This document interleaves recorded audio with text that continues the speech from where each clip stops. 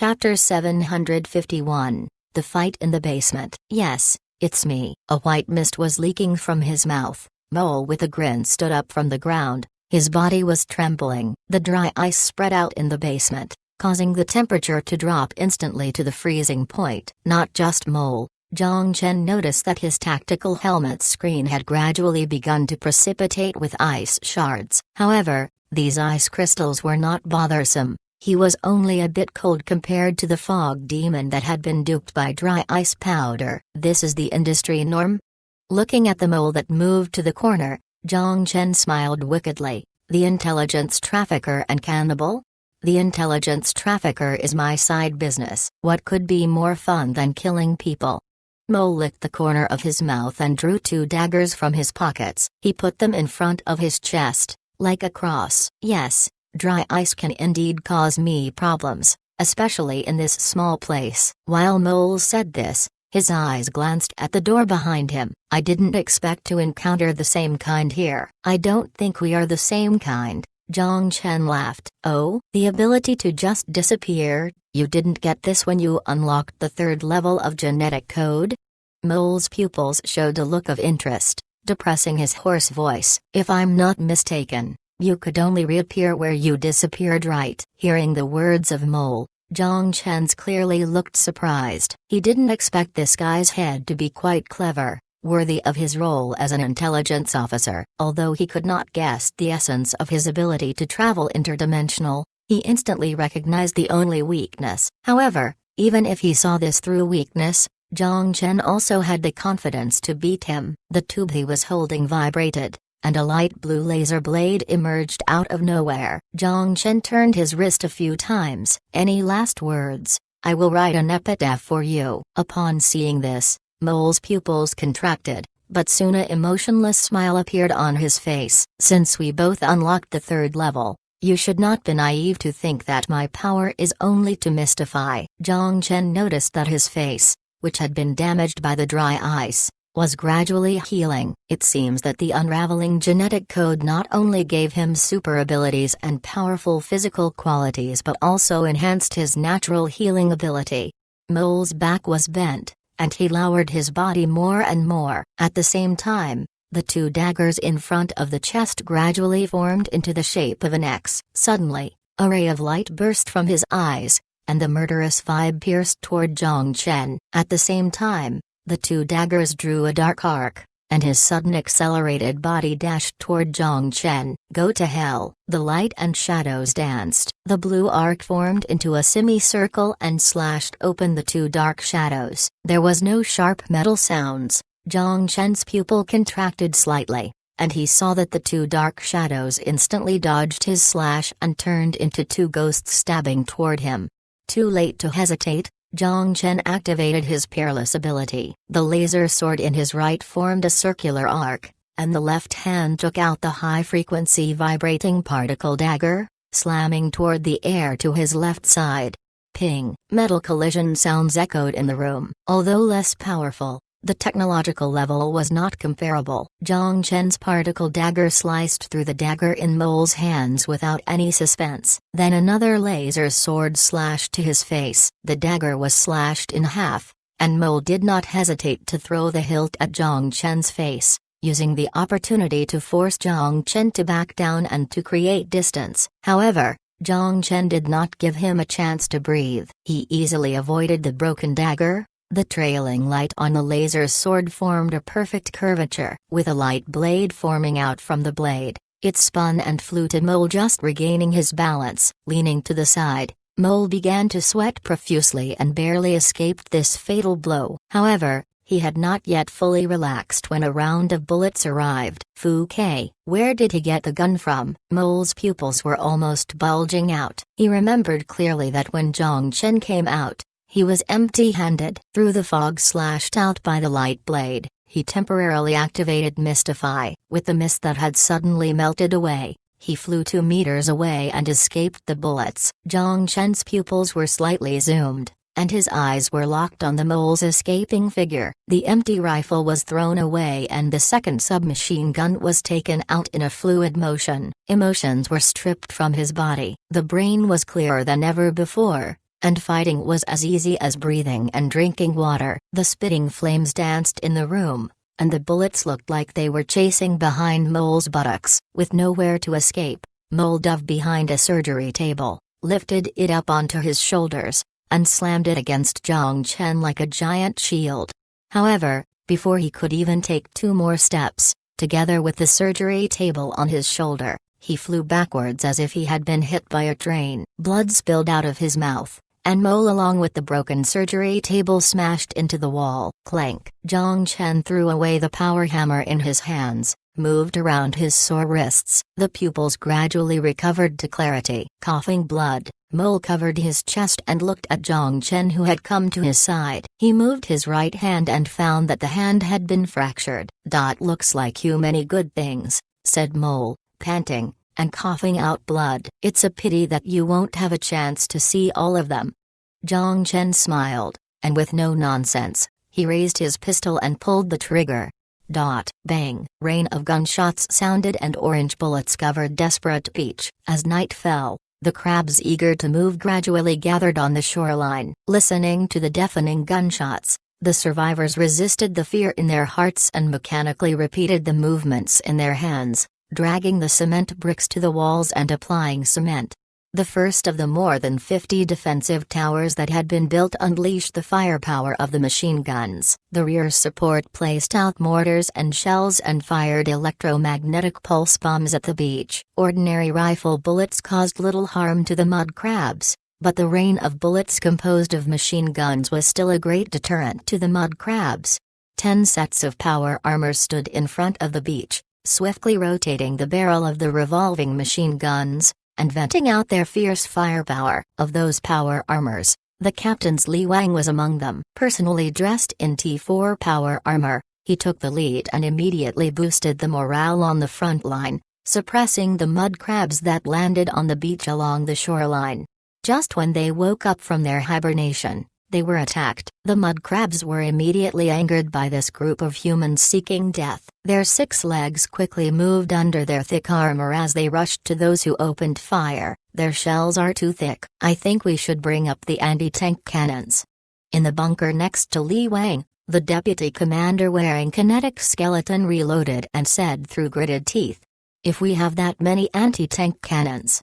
Li Wang moved away from the red-hot barrel and threw out the signal bomb in his hands. Not far away, in the direction of the Expedition Form Fortress, flame flared. Afterward, low-pitched buzzing roared and countless rockets fell from the sky, covering the entire battlefield and turning the beach into a sea of flames.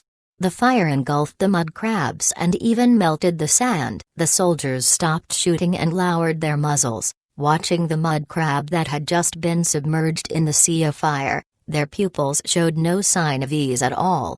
Even if all NAC's airships were mobilized to this supply line, it would be impossible for this fire to burn continuously. The mud crabs were temporarily suppressed by the fire and returned to the sea. Their small, dark green eyes flashed fierce hatred. They waited eagerly for the fire to extinguish. Yes, no fire could burn forever. Chapter 752, Reward. The terrifying blood hole was printed on the forehead of the fog demon. The vicious pupils gradually faded, and the cold basement returned to silence.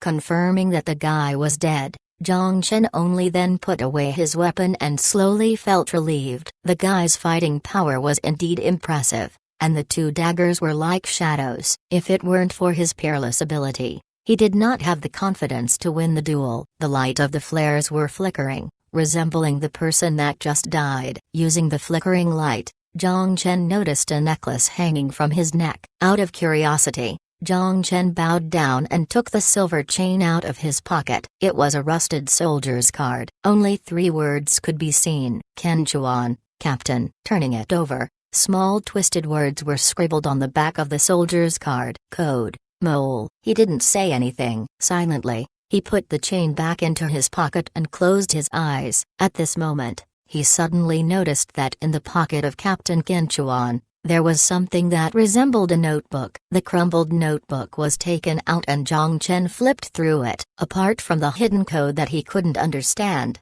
He found a pen-drawn map. The location of the map seems to be within the resort. What will be there? With hesitation, Zhang Chen threw the notebook back into the storage dimension. Anyway, since most of the troubles were solved, it would not be a big deal to take a look along the way. Returning to the nuclear power plant, Zhang Chen told the underground survivors that the fog demon had died. At first hearing this news, their first reaction was disbelief. Afterwards, they voted for 2 delegates that stepped into the elevator in a heroic manner and went to the surface to confirm whether the fog demon was really dead.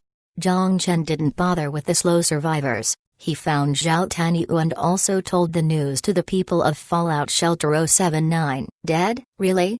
Zhao Taniu looked at Zhang Chen blankly. More than 100 people have been killed by that guy with only 20 left. He really couldn't imagine Zhang Chen killed the terrifying devil by himself. Yes.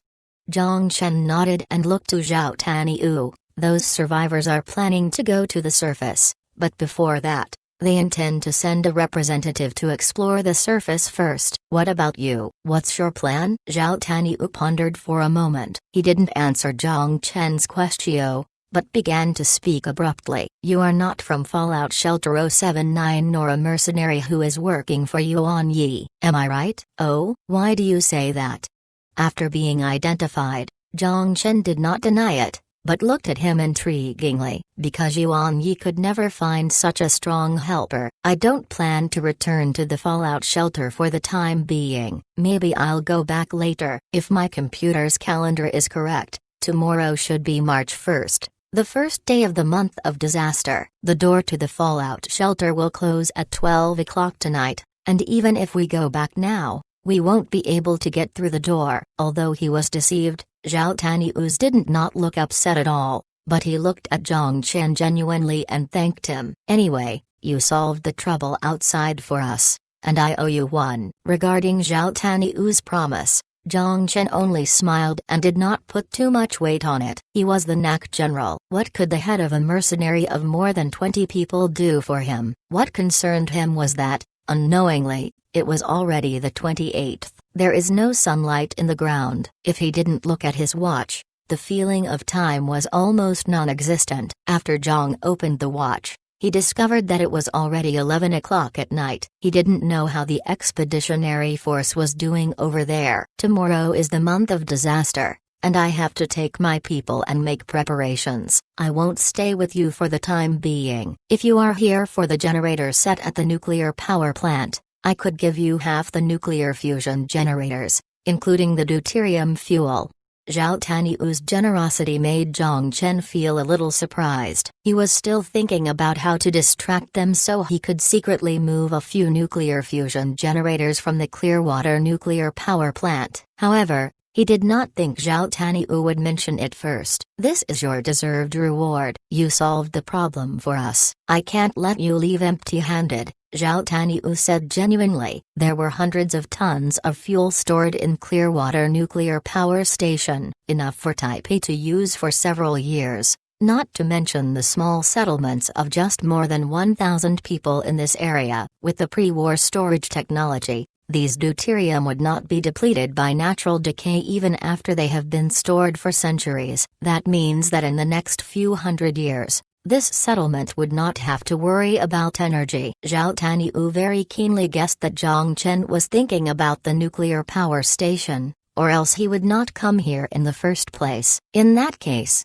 it would be better to offer half of the generators on their own initiative to gain a favor. Graciously accepting his kindness, Zhang Chen said with a smile, "Your generosity will bring you good luck." "I hope so." Zhao Taniu laughed heartily. "There are nuclear physics experts among the survivors. I will convince them to help you bring the generators and deuterium storage tanks to the surface. But I suggest that you wait until the month of disaster is over to leave. There is no place safe on the entire island. The mud crabs won't hurt me." Zhang Chen shook his head and declined his good intentions. He smiled and said, "I'll try to think of a way to move the generators. I will have to count on you on the disassembling process." After bidding farewell with Zhao Taniu, Zhang Chen rested for a night in his room. The next day, Zhao Taniu came to see him and told him that 5 nuclear fusion generators had been dismantled and transported to the surface. Not only that, but he also found a still usable truck near the resort's warehouse and loaded Zhang Chen's nuclear fusion generators and storage tanks. Before bidding goodbye, Zhao Taniu gave him a USB. Inside is a blueprint of a nuclear fusion generator and the Clearwater Nuclear Power Plant Management Program. I asked the nuclear physics scientists to make you a copy. Perhaps you will be able to use them. That's amazing. Zhang Chen smiled and accepted the USB in his hand. Take care, will we meet again with luck? Zhao Taniu extended his hand and solemnly bid farewell to him. Take care. Zhang Chen shook his hand and released it. Then he suddenly mysteriously smiled and added a sentence. It may not be long before we will meet again. Leaving this sentence that made Zhao Taniu confused, Zhang Chen headed in the direction of the elevator. The fog that lingered around Dayton Mountain still did not disperse, but the fear that had been hidden in the fog disappeared. More than 20 years have passed, and many people have already entered the prime of life from their childhood, moving from their prime to old age. When they saw this once picturesque resort, reminiscing the good times before the war, and watching its rundown state now, it was hard to avoid being depressed. Many people even hid their faces and began to cry. Their cry was like an elegy, mourning the death of civilization. As for those who were born in the nuclear power plant, because it was the first time they saw the outside world, they expressed more yearning rather than despair compared to their parents. Once they thought that Clearwater Nuclear Power Plant was the entire world,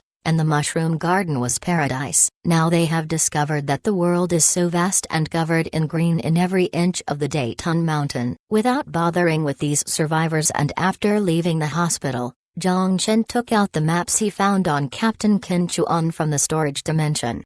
Before leaving, he intended to go to the location on the map first. Maybe he could find some interesting things there, for example, the secret of unlocking the 3rd level of the genetic code. Chapter 753, The Cabin by the Lake. On the 1st of March, the month of disaster arrived on schedule. Mud crabs began to awaken from hibernation one after another and emerged from the shallows. They began to move onto the beach. Hunger and breeding biological instincts drove these creatures forward. Any other creatures would not be foraging. Even the dead claws would not dare to appear in front of these monsters that consumed everything. On Desperate Beach, piles of triangular spines tied with graphene ropes were placed on the beach. The wooden stakes were connected by barbed wire, just like countless tank traps. This was the idea Li Wang's deputy commander came up with. Although it looked stupid, it was surprisingly effective. These stakes may not be able to stab through the shells of the mud crabs,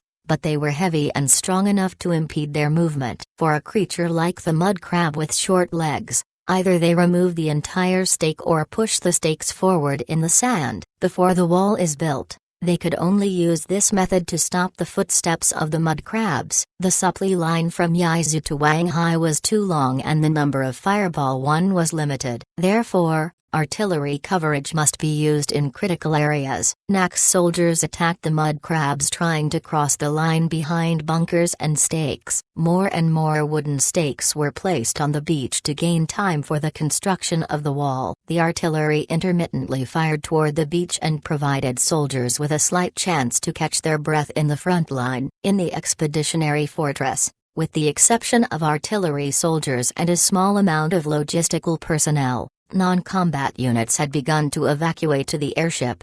Lin Lin looked pale in the cockpit of Azorder when she gazed at the direction of Desperate Beach. The wave made up by mud crabs formed a dark green steel turbid that squeezed through the Nak soldier's defenses. Her small hands tightly squeezed in front of her chest before fixating to the direction of Dayton Mountain. The small lips repeatedly whispered the same sentence, "Big pervert, please be safe." It was a log cabin next to the resort's Clearwater Lake. Until he saw the rusty sign, Zhang Chen did not know why the name of the nuclear power plant was not called the Dayton Nuclear Power Plant, but instead, Clearwater. While there were houses everywhere, for some strange reason, he chose to build this wooden cabin by the lake. Pushing open the decaying wooden door, a damp, musty smell blew into his face. Zhang Chen walked into the house and examined the layout. Pots and pans were all available, but it didn't look like someone lived there. The corners of the cabin were filled with thick cobwebs, moss and mushrooms grew wildly. The foot-sized cockroaches quickly escaped into their caves, revealing the desolation of the area. There were a pile of nutrient supply beside the cabinets and some pickled mud crab roe. Evidently, this place was his hiding place during the month of disaster. If he didn't enter the shelter, it was a good place to take refuge. A diary was placed on the table in the wooden house with its pages already turning yellow. Zhang Chen picked up the diary, shook off the dust on the cover, and turned to read the contents of the diary. This diary was written after he was expelled from the nuclear power plant, and it recorded his adventures over the years. Unlike the notebook on which the map was drawn, the text recorded in this diary was very neat, and the writing style was very delicate. It was difficult to associate the diary with the murderous demon. The writing style of the diary was very casual, while recording what he saw and heard on the island. He even spent a whole chapter describing the feeling of eating human for the first time. Even looking at the words, Zhang Chen felt his stomach tumbling. When betrayed by the people he once guarded, he moved from neutral good to chaotic evil. Instead of suppressing the desire for blood, he followed this desire and perfectly played the role of fog demon. He used the status of an intelligent trafficker to throw off the bait and hunted every survivor near Dayton Mountain that fell into his trap. However, Captain Kinchuan, Mole, Fog Demon, and the man with triple identities eventually died in the secret doorway he guarded. On the last pages of the diary, Zhang Chen finally find out about the third-level genetic code he was looking for. According to his description, when he ate the 100th heart, a strange mutation appeared in his body. He took the instrument from the hospital, and conducted genetic sequencing with his own blood, and finally found that his V127 gene mutant, the cannibalism gene, had further mutations that stimulated the hidden gene to unlock the third-level genetic code. Eating people to evolve? This is bullshit, right? Zhang Chen could not help but scorn as he put down the diary. It seemed that the way everyone evolved is not the same. The reason why Boyu evolved to the third level was probably based on believers' beliefs, and the reason why this fog demon evolved was because of cannibalism. Zhang Chen could not help but think about what his path would be to the third level. After leaving the diary in the wooden cabin, Zhang Chen found the blood sample he used for gene sequencing and left. Returning to the resort, under the leadership of the guard sent by Zhao Taniu, he found the truck containing 5 nuclear fusion generators. The generators were not as big as he thought, and each tank was the size of a wardrobe. 5 generators and more than a dozen storage tanks filled the truck perfectly. Without leaving too many farewell words, Zhang Chen took the keys of the truck and drove down the hill. In the fog, visibility was low, so Zhang Chen drove extremely slowly and carefully. Driving halfway down the mountain, he looked into the rear-view mirror and confirmed that no one followed and stopped the truck on the side of the road. After getting out of the truck, he put his hand on the nuclear fusion generators and moved the generators into the storage dimension. After transporting the full truck of things back to the modern world, Zhang Chen temporarily put them in the backyard of his mansion on Koro Island, and then found Aisha, who was at the gym. "Did you take care of everything on the other side?" Gently wiping the sweat from her forehead with a towel, Aisha walked toward Zhang Chen and asked softly, "Almost finished. Help me to do one thing. I left 5 machines in the backyard and more than a dozen barrels of nuclear fuel. Get the ghost agents to come and ship them to the underground facilities of New Moon Island. Leave it up to me." Aisha nodded. Zhang Chen didn't want to have enough nuclear fuel in the backyard of his home to flatten the entire island. Although nuclear fuel storage technology in the 22nd century was safe, it would be a mental hurdle for him. After Aisha went out, Zhang Chen suddenly felt a wave of hunger. So, he went to a kitchen where he had a box of pasta and a bottle of champagne. Sitting on the sofa in the living room, he devoured through his food before he returned to the apocalypse. Chapter 754, Those Who Surrender Will Be Spared. Hold the defense, hold on. The beach was filled with flying rockets and the roars of soldiers. The corpses of mud crabs were everywhere and formed charred briquettes on the beach. However, mutants naturally did not fear. The death of a companion not only didn't force them to retreat, but instead aroused their fierceness. On several occasions, the mud crabs darted through the next line of defense. Soldiers wearing kinetic skeletons had to fight at close range and use their flesh to block the flood of mutants. They had to wait for Fireball 1 to cover the battlefield to destroy the mud crabs that broke through the defense. After that,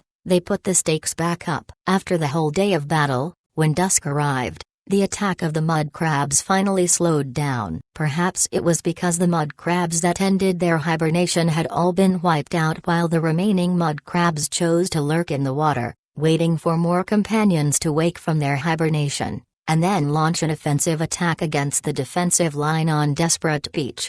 On this day, the ammunition knack unleashed on the beach could pile up in a small hill. Li Wang opened the mask of the helmet and collapsed on the chair. He took the nutrient supply from the logistical staff and chugged 2 tubes. He had fought in the front line for a whole day and didn't drink a single drop of water until now. At this time, the deputy commander stepped forward and reported to him the status on the front line. From early morning until now, we have used 107 cases of ammunition. The remaining ammunition is only enough to last 2 more days. What about the wall construction? There is still 10% progress remaining. Li Wang nodded. With the current momentum, it should be completed by noon tomorrow. Looking into the horizon far away, the waves rolled up along the beaches to form countless white bubbles. He didn't know whether it was a tidal wave or the foam that was being spat out from the mud crabs that awakened. No one knew how much time mud crabs would give them to breathe. However, after the soldiers finished drinking their nutrient supply, they went to the beach to find crab roe. They returned to their positions, started a bonfire, and used branches to cook the roe. In normal times, they would definitely enjoy it with some fine booze, but this time obviously did not permit them to celebrate with alcohol. After finishing the roe in their hands, they once again brought their rifles back to the front and waited for a new round of offensive attacks while gaining some valuable rest time. Taking advantage of this gap, Li Wang convened the subordinates in the command room and made adjustments to the frontline deployment. At this moment, a person picked up the curtain of the command room and walked into the barracks. "General?" Seeing the person who came in, Li Wang suddenly opened his eyes in joy and welcomed him. "Great. You are finally back." After Miss Lin returned from the Dayton Nature Park, Li Wang had been worried about the safety of Zhang Chen. If it weren't for the front line that couldn't allow him to spare the manpower and Zhang Chen personally ordering him to not worry, he was ready to send someone to look for him.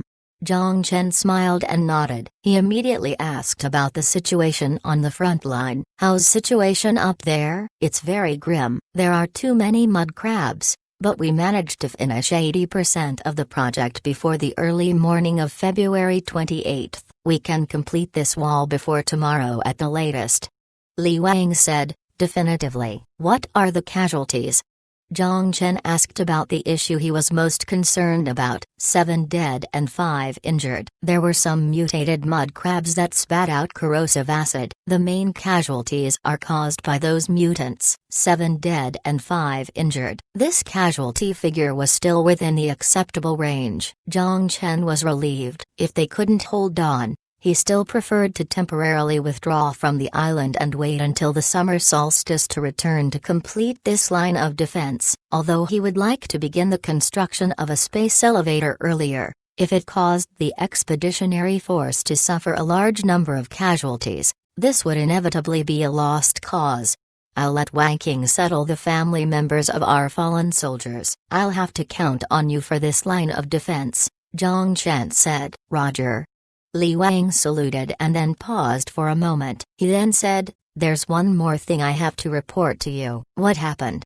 Zhang Chen stopped. "Some time ago, the survivors were incited by people with ulterior motives. A strike almost completely stalled the project. Based on my investigation, Those with ulterior motives were precisely the moles sent by Fallout Shelter 79. Moles? Zhang Chen slightly narrowed his eyes and anger flashed in his eyes. Fu Ke, my people are on the front line, are defending you, but you are playing small tricks in the back and plotting against the wall. They are simply tired of living. Li Wang looked at Zhang Chen and quietly waited for his orders. First, defend this line of defense. Then, divide 200 people to take over town number 79. What about the fallout shelter? Zhang Chen's eyebrows raised and he sneered. We will not kill those who surrender. As for not surrendering, go to hell. After delegating Li Wang with the defense measures, Zhang Chen circled around the front line and put his presence in front of the officers and soldiers. When they saw the commander personally appear at the front line to supervise the war,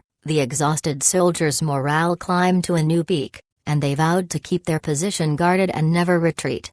For the general who unified Suhang province, the survivors who had been wandering around on the wasteland were revered from the heart. The personal worship had even transformed into a kind of faith. After all, in land without religion, there was not much that could be used as spiritual dependence. Without staying too long on the beach, Zhang Chen returned to the airship. When he boarded the airship, Lin Lin was standing in the cockpit and looking out the window. It was dark and 2 days had passed. However, Zhang Chen did not return. Although she knew that Zhang Chen would be fine, she could not help but worry if he would been in trouble in the mountains. At this moment, she heard the door open behind her. Lin Lin turned around. The pair of red and black-colored eyes suddenly bloomed with the color of joy.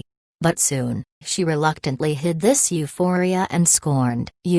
Are you finally back? The change of expression was too rigid. If you were worried, just be straightforward. Worrying about people is not a bad thing. What's there to hide? Zhang Chen did not say anything. Smiling, he went to her side, reached out beside her head, and magically took out a USB from thin air and handed it to her. I can't read the model. In short, this is the nuclear fusion generator blueprint from Clearwater Nuclear Power Plant. It is compatible with 3 kinds of nuclear fuels, deuterium, tritium, and helium-3. There is also a management eye for nuclear power facilities. I would like to count on you for integration. Ahem, I won't do free. She took the USB from Zhang Chen's hands. Lin Lin just wanted to give him some attitude. However, before she said anything, Zhang Chen laughed and stuffed a box of mango pudding in her hands. Being so predictable, Lin Lin's face turned red and she looked away. Sorry for making you worried.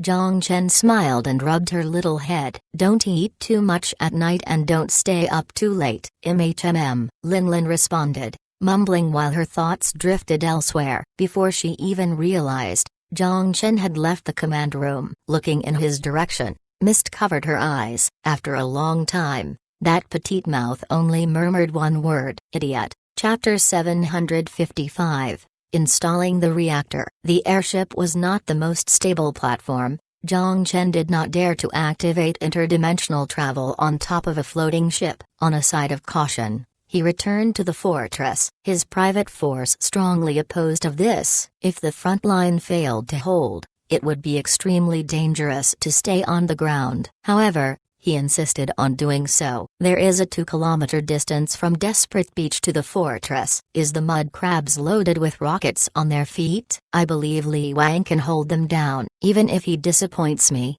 I don't believe that the buffer distance of 2 kilometers is not enough for me to move to the airship, Zhang Chen said to his captain.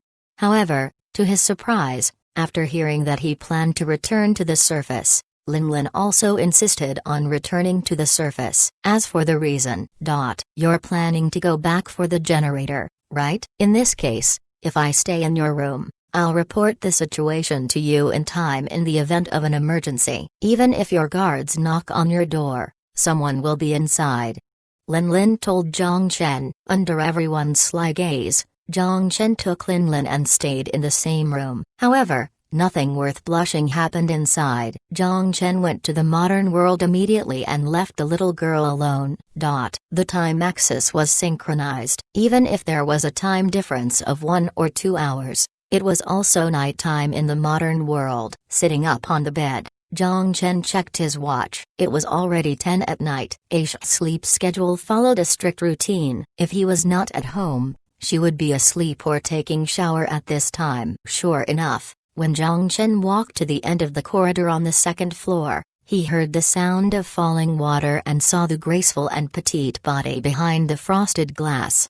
There was a smirk on his face as he gently stepped toward the bathroom and pushed open the door. There was a short-lived scream, but it was quickly submerged by the sound of splashing water. With a few moans, the wonderful music played from the bathtub to the bedroom. Aisha used her tenderness to remove all the fatigue from Zhang Chen's body. The next day, when Zhang Chen woke up, Aisha had already snuck out from his arms and went to the kitchen to prepare breakfast for him. But when he came to the kitchen, he saw the little girl wearing only an apron while bringing the delicious omelette to the table. Looking at this scene, Zhang Chen subconsciously gulped, but did not do anything. He still had plans today. If he was so corrupt in the early morning, he won't be able to step outside. Sensitively aware of Zhang Chen's thoughts, Aisha returned to the bedroom and put on a less attractive dress. She came to the dining room and sat beside him. The things have been shipped to the underground facilities of New Moon Island. Excellent. I have to leave in a bit. Need me to help? Aisha asked. Zhang Chen sent the omelette into his mouth and swallowed. He smiled. It's not a particularly troublesome thing, but if you want to, come along. Nuclear fusion generators have already arrived, and the power grid in Penglai City will also turn into a zero-pollution, environment-friendly city with nuclear power as the main source of power and supplemented by wind and solar power. This time he was going to New Moon Island to install the nuclear fusion generator in Penglai City. At the underground facility, Zhang Chen along with Aisha went to the highest security warehouse. In this empty room, he saw the machine that would turn the world crazy. Nuclear fusion generators, commanding construction robots to transfer the 5 nuclear fusion generators to the droplet. Zhang Chen and Aisha boarded the droplet and exited underground, heading towards Penglai. Because Penglai's debut was so spectacular, it inevitably brought the attention of intelligence organizations from all over the world. In order to prevent these spies from stealing information inside Penglai, Celestial Trade patrolled day and night on the sea near the island and deployed life signal detection devices on the seabed. Through layers of security recognition procedures, the possibility of infiltration from under the sea was completely eliminated. However, these identification procedures were only aimed at others. For Zhang Chen, the owner of the island, these things did not exist. In close proximity to Penglai City, Zhang Chen presented his identity certificate through 3-phase identification methods of iris, voice, and fingerprint. He soon obtained an entry permit. A staff member who had been on the island for a long time opened the submarine hatch and waited for the droplet to enter. Then the second hatch was opened to allow it to float into the submarine harbor in Penglai City. Fengping, the person in charge of Penglai City, came to greet him. Zhang Chen was direct and asked him, put aside all ongoing work and temporarily remove the staff members below a level permission from the lower levels of the 20th, 21st, and 22nd floors of the sea temporarily. In addition, get the person in charge of the power system to see me. I have something to explain to them. All of the staff below were temporarily removed, leaving virtually no one on the 20th, 21st, and 22nd floor. However, Fengping did not hesitate at all. Zhang Chen's face told him that it was not a joke, but a truly important matter. Soon, Zhang Haiwang, Penglai City's electric power minister, came into the harbor. He felt that he made a mistake somehow and looked at Zhang Chen anxiously. However, Zhang Chen's first sentence removed any of his concerns and put him in a state of astonishment. Cancel the tidal power generator project under construction and the seaweed plantation project. Cut the number of wind turbines by half. Also, solar power panel construction can be stopped too. Zhang Haiwang was silent. Then he asked in a trembling voice, President, are we out of money? Money? Zhang Chen took a second to process before he started laughing. You're thinking too much. It's something different. Speaking of this, he put on a serious face and looked at Fengping and Zhang Haiwang, who were standing in front of him. From now on, What I'm going to explain next is Future Group's highest level of confidentiality. You know what this means. If you leak anything, you don't even have the opportunity to hire a lawyer to defend yourself. The two held their breath. They knew very well what this means. If it were an ordinary commercial secret leak, the maximum punishment would be a fine, unless it resulted in serious losses for the company. In this case, this would lead to prosecution for criminal responsibility. However, Future Group was not purely a business organization, at least not in Xin. President. You're being funny. Our loyalty can be seen by heaven and earth. Feng Ping was the first to react and quickly expressed his loyalty. Yes, right. That's right.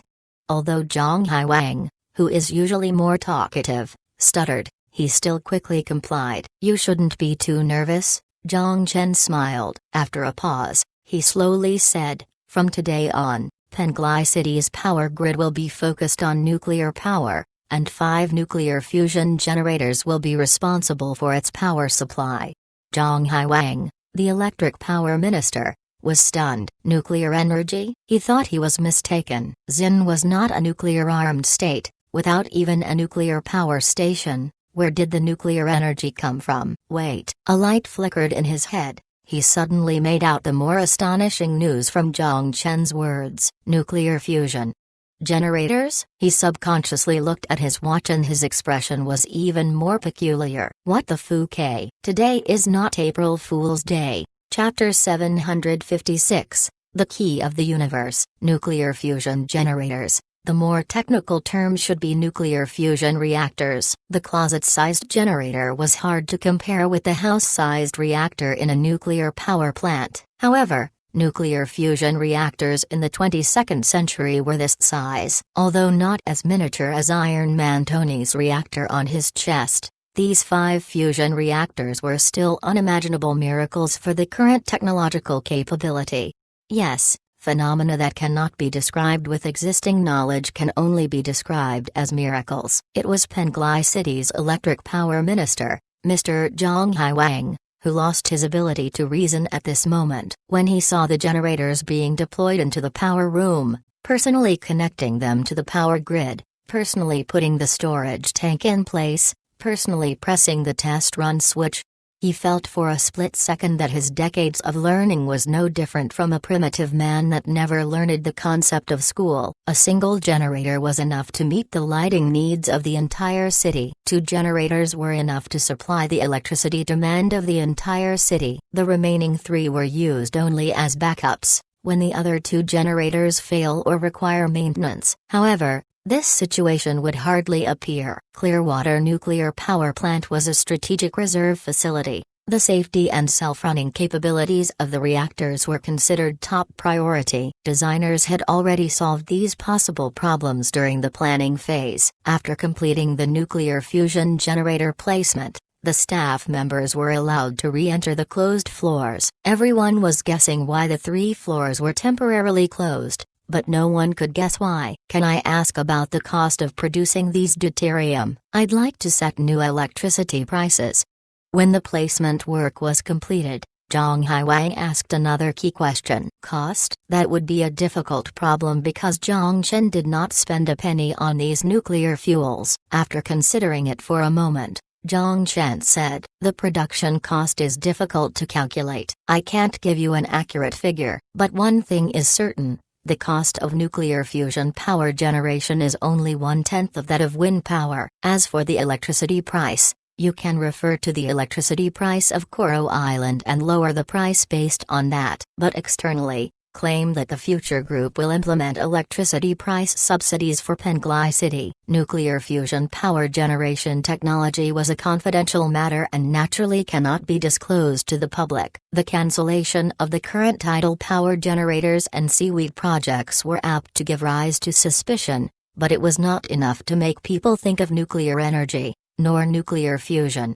After all, Zhang Chen could make something up to the media. He would say that Penglai has adopted the latest tidal power generators installed in every corner of Penglai and invested however many billion. It would ultimately be his words that count in the end. As for the spies who come to the island, it would the work of ghost agents and not his concern. After completing the work with nuclear fusion generators, Zhang Chen and Aisha left Penglai. However, he did not immediately return to New Moon Island, but opened up the panoramic imaging function. The four-sided curved wall formed into transparent glass. The two in the droplet felt like they were standing in a transparent droplet of water. Zhang Chen accelerated the speed droplet to the maximum. He took Aisha and enjoyed a swift and smooth ride under the sea. After playing for a while, he returned to New Moon Island before noon and parked the droplet in the underground facility. After returning home, Zhang Chen asked Aisha to prepare lunch for 3 people. The extra one was prepared and packaged for Lin Lin. Lin Lin did not contact him. It meant that the situation on the front line was not too bad. It seemed that Li Wang did not let him down and successfully hold the line of defense on Desperate Beach. As the result,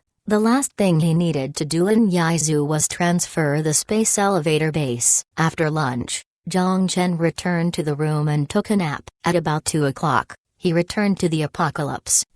When his return to the apocalypse, there was a triumphant cheer at Desperate Beach. After more than 40 hours of intense battle, the wall was finally completed. The soldiers who were on the front line, on the beach, began to withdraw in batches and climbed onto the cement wall. The mud crab's shell was thick and heavy, their teeth and pliers were sharp, but they did not have the ability to climb walls. The 4-meter-high wall was simply an insurmountable iron wall for these creatures. As long as several machine guns and a dozen shooters were allocated to each wall, the mud crabs on the edge of the wall would be cleared in time. The mud crabs would never be able to cross the line of defense. After the wall was completed, the survivors were equally relieved and collapsed on the ground. As soon as the time turned to March 1st, the door of Fallout Shelter 79 closed based on schedule. All the people who still had ulterior motives immediately stopped. If the wall could not be completed in time,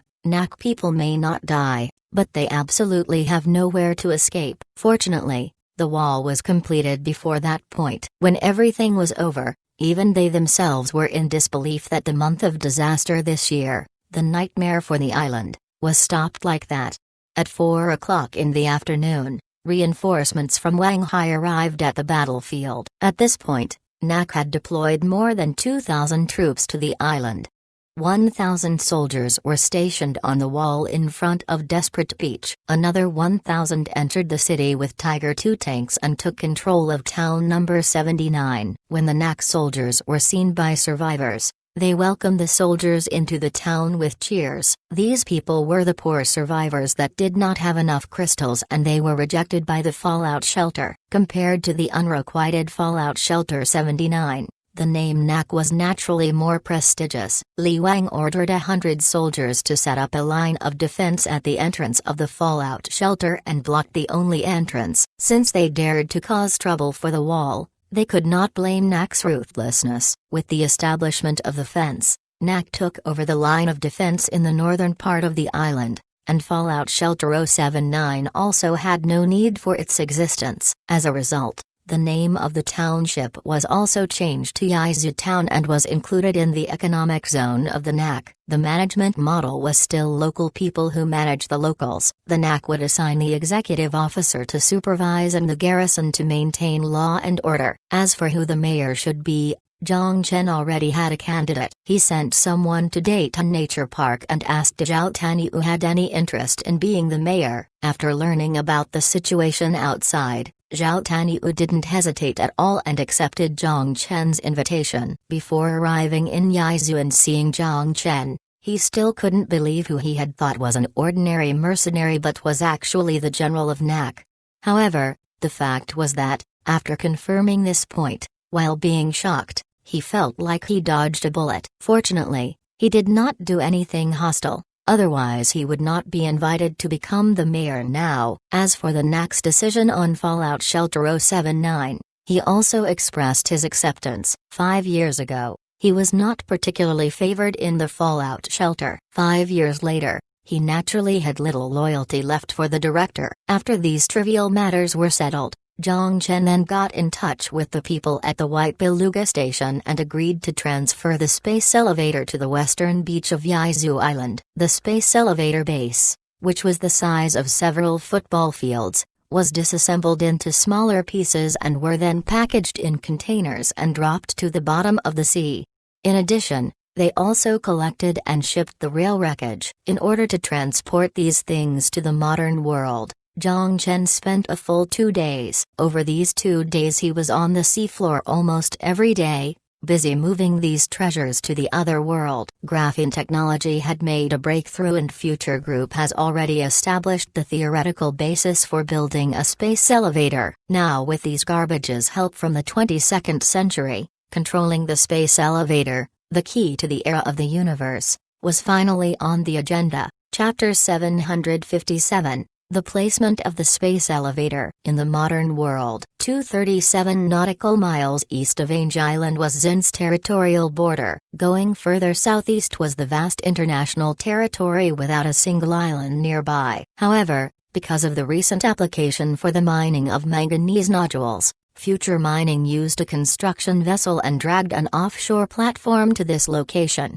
However, it was strange. After Future Mining left the offshore platform alone in the sea, there was no sign of work starting. Other than a few soldiers patrolling the location and several workers, there weren't even mining equipment. What is Future Group planning to do? It was undoubtedly the that was the most curious after they started extensive monitoring after the completion of Penglai City. While curious, they could not ask directly. Then the capital used its usual tactics to disclose this information through an official who wished not to be named, and then let these reporters go find the news.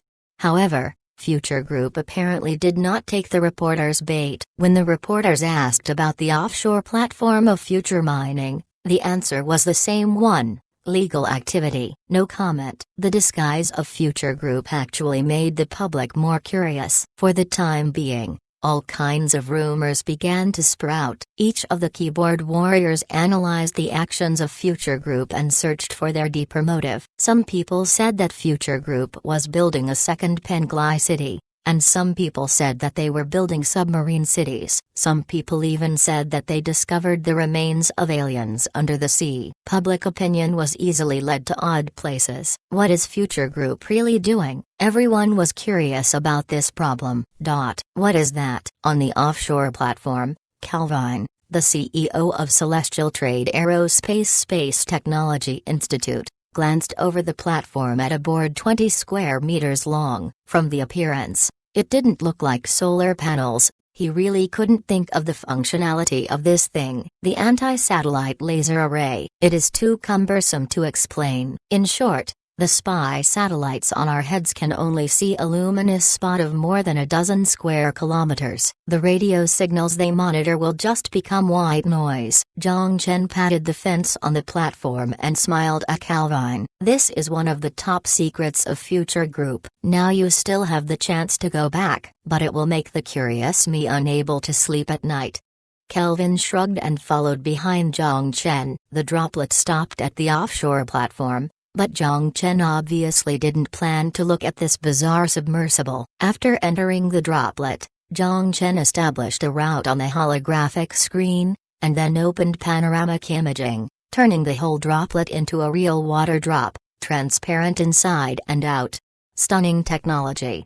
Calvin reached out and touched the wall. His fingers poked the steel plate. It is the first time I have seen such a magical underwater submersible vehicle. Is this the top secret? Do you think this needs to be kept a secret? Zhang Chen laughed. Calvin also laughed. It made sense. This was nothing more of a secret compared to all the technology Future Group introduced. Even in Penglai City, Zhang Chen did not hide anything from the media during its construction. Halfway through the project, he began auctioning off the property on the artificial island. Obviously, there was something incredible hidden underneath the sea. However, what puzzled Calvin was why Zhang Chen asked him to come along for something under the sea. His field of expertise was aerospace. He didn't have to wait long, that is, around 2 minutes of time. The droplet had slowly submerged to the bottom of the sea. When the searchlights were turned on, Calvin followed the beam and his eyes widened suddenly. There was a giant metal cube. From the top down, it looked at least 2 or 3 kilometers in length and width. Compared to Penglai City, this cube was not shocking, but for some reason, he felt a more science fiction design from the structure, and intuition told him that this must be related to aerospace, reminiscent of what Zhang Chen said about space elevators in the past. His heart suddenly felt a hint of enlightenment. Could it be this? What is this thing? Kelvin asked in a trembling voice. I thought you'd be able to guess it. Zhang Chen grinned back and pressed down on the holographic screen to stop the droplet in place. The base station for the space elevator, though not yet completed. Yes, this was just a semi-finished product. The space elevator base obtained from White Beluga Station was disassembled. Zhang Chen mobilized all the amphibious engineering robots that he brought to the modern world and assembled it for half a month before seeing this half-finished product now. Calvin was silent for a long before sighing. I don't know why I feel regretful. Oh, why?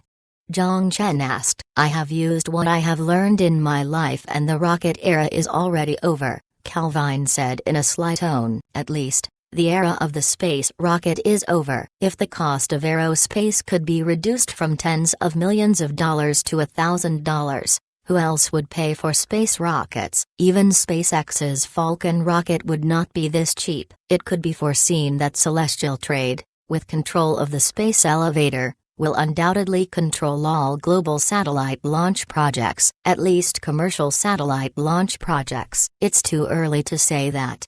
Zhang Chen shook his head and smiled. After a pause, he continued, the space elevator has only completed its first phase of the project, which is the base of the space elevator. The remaining part needs to be completed by both the Aerospace Technology Institute and the Future Heavy Industries. Unlike all buildings on Earth, this Babel Tower leading to synchro orbits was built from the top down. The space station of the synchronous orbit was built first, then the construction of the terminal balancer and the 36,000 kilometer orbit must be started simultaneously. This meant that all construction materials must be launched into outer space through rockets. Regardless of the cost of the material itself, the cost of the rocket launches would not a small figure. This was also the reason why Zhang Chen began to merge and acquire private aerospace companies since last year to develop the Celestial N series rockets. Only by lowering the launch cost to a relatively reasonable price could Future Group have the conditions to build a space elevator. As early as last year, Zhang Chen was preparing for this moment. All technical information on the space elevator has been developed and all we have to do now is to bring the blueprints to life. I will not set a ceiling for the project budget, and your only task is to complete this for me. Babel. After a pause, Zhang Chen smiled. If it is completed, your name and my name will all be celebrated in history. Chapter 758. Penglai City is now open. The rolling waves slammed onto the side of the ship. The water freely splashed on the bow. The crew members were wearing raincoats and holding cameras in front of them, while the reporters were moving further forward, holding the railing with one hand and holding the microphone with the other to provide the viewers with first-hand information.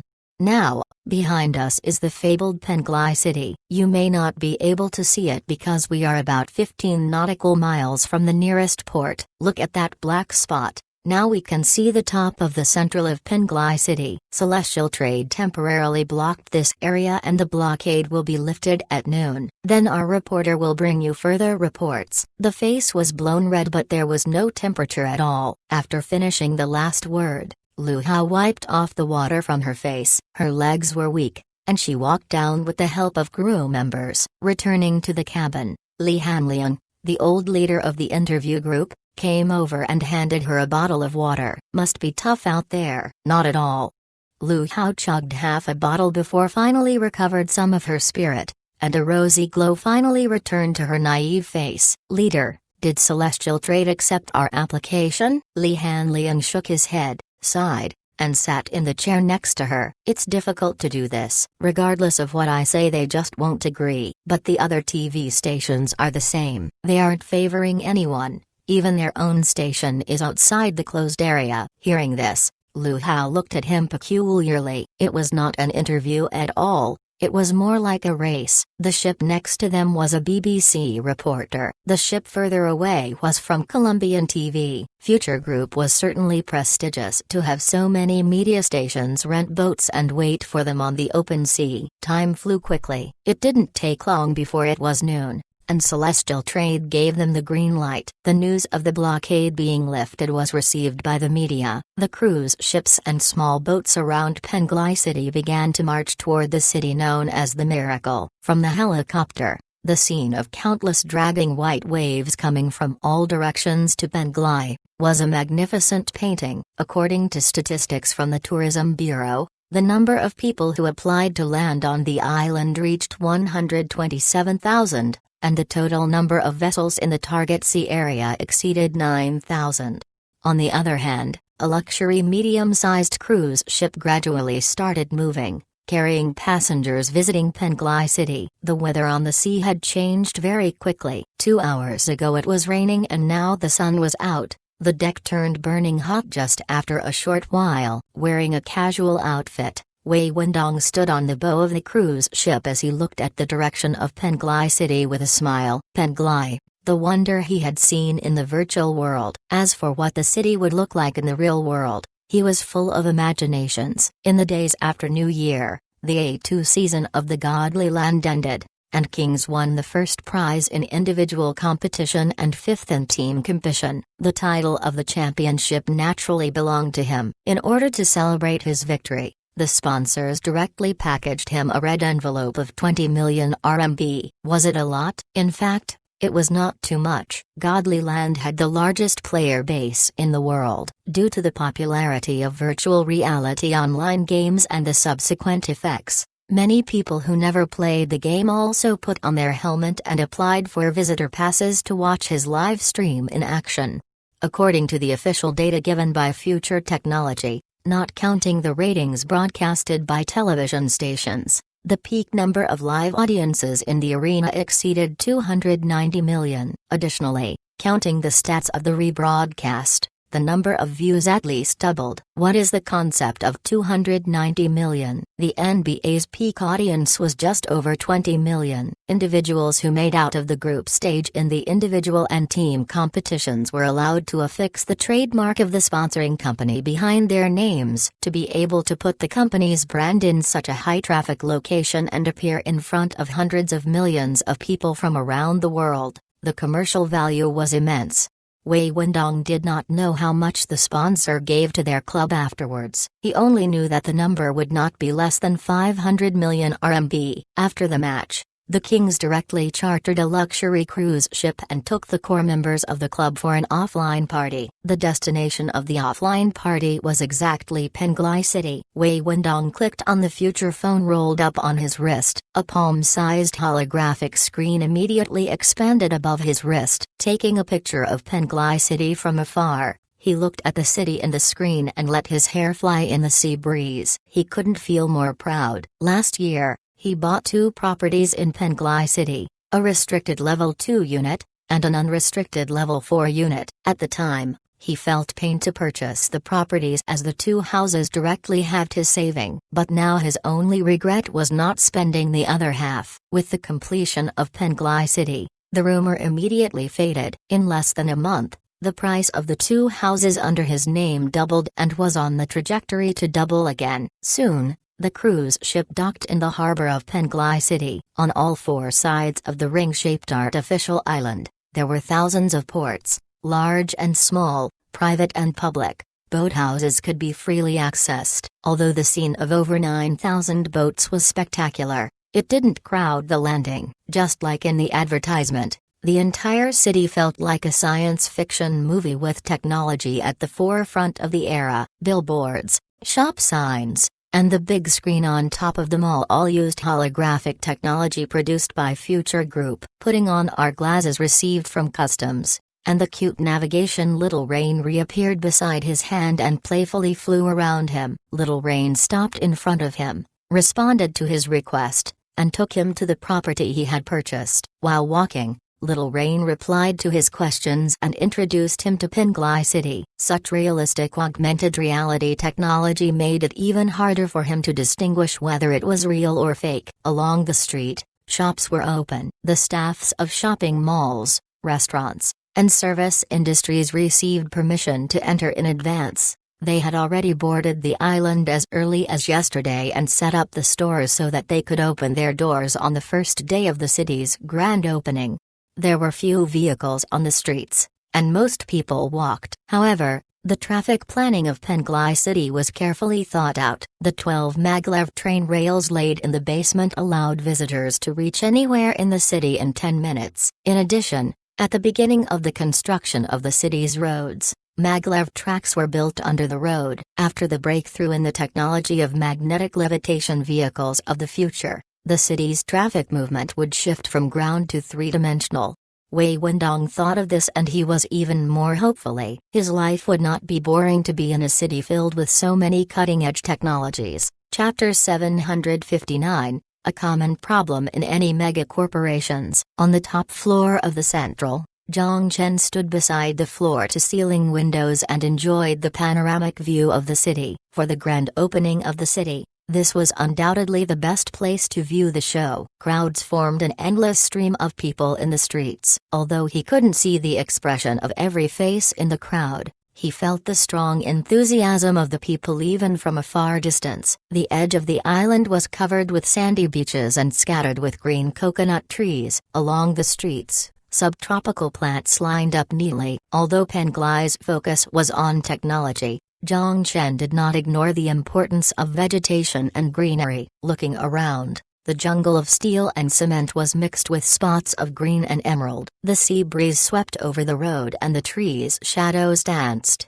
sending a cool sip of air to the hot summer day. In addition to holographic images, maglev trains, another big selling point of Penglai City was the drones. Future Heavy Industries designed the Beta series drones for Penglai City. Among them, Beta 1 was a firefighting drone and Beta 2 was a police drone. Those two drones would provide smart fire and policing for Penglai City. Wherever there was a fire engines would not be deployed and firefighters would no longer put their lives in danger. Dozens of drones would fly directly to control the fire. Where there was a crime, after receiving the alarm, the drone hive deployed nearby would immediately release drones and control the criminal before the police arrived.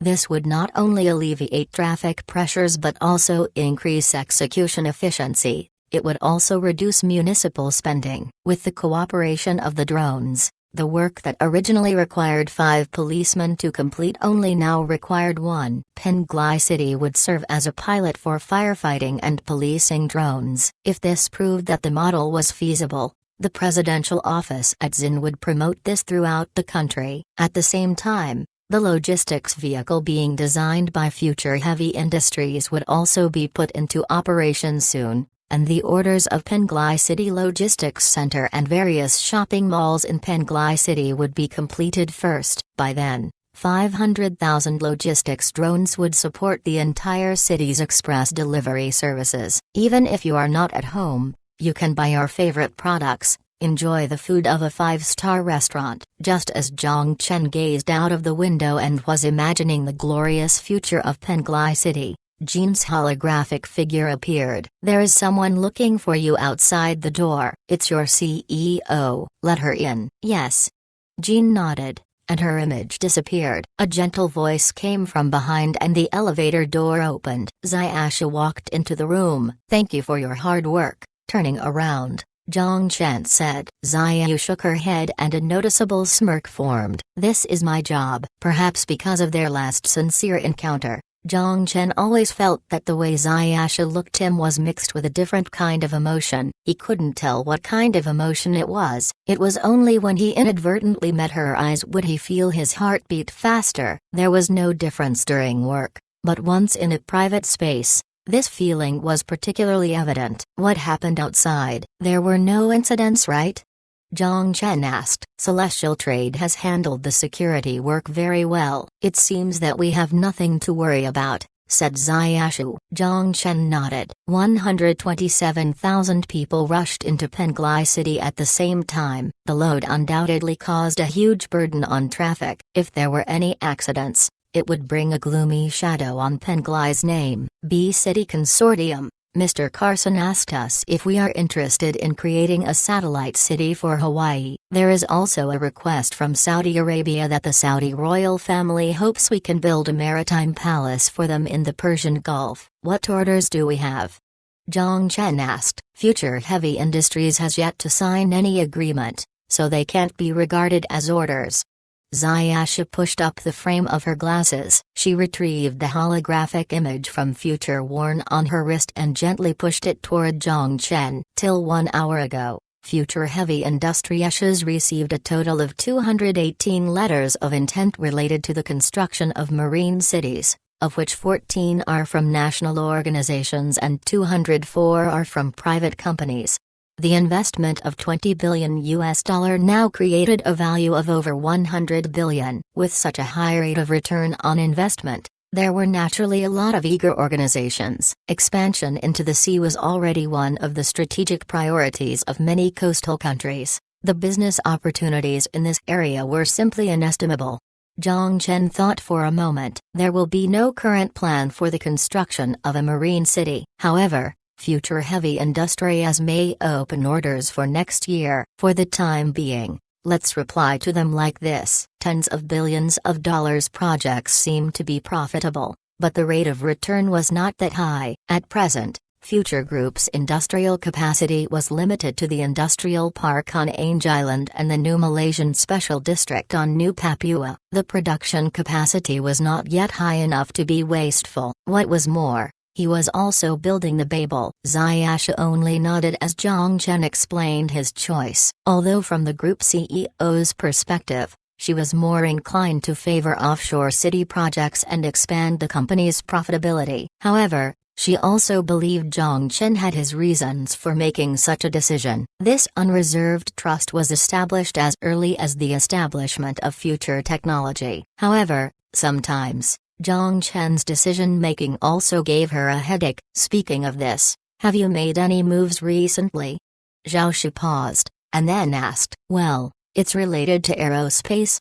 Zhang Chen nodded. Xiashu sighed and pushed up her glasses again. Sure enough, if it is confidential, I won't ask about it. But when you make a financial decision for the group, could you please tell me in advance? Although the company is making money, its liquidity is not in too good of a position to have money to inject $20 billion in celestial trade. The finance department had to cut the budget already approved for future biology. Tao Ming was just protesting to me and asking me about what happened. That money was supposed to be used to expand production. Speaking of this, Xiashu did not continue. Instead, she looked at Zhang Chen with a slight grievance. Seeing his own sloppy move actually made such a big mess, Zhang Chen was somewhat embarrassed. At that time, he did not consider that much. When Calvin reported his budget to him, he immediately approved it. The space elevator could be built with only $20 billion, and the only thing in his mind was it is so fucking cheap. I'm sorry,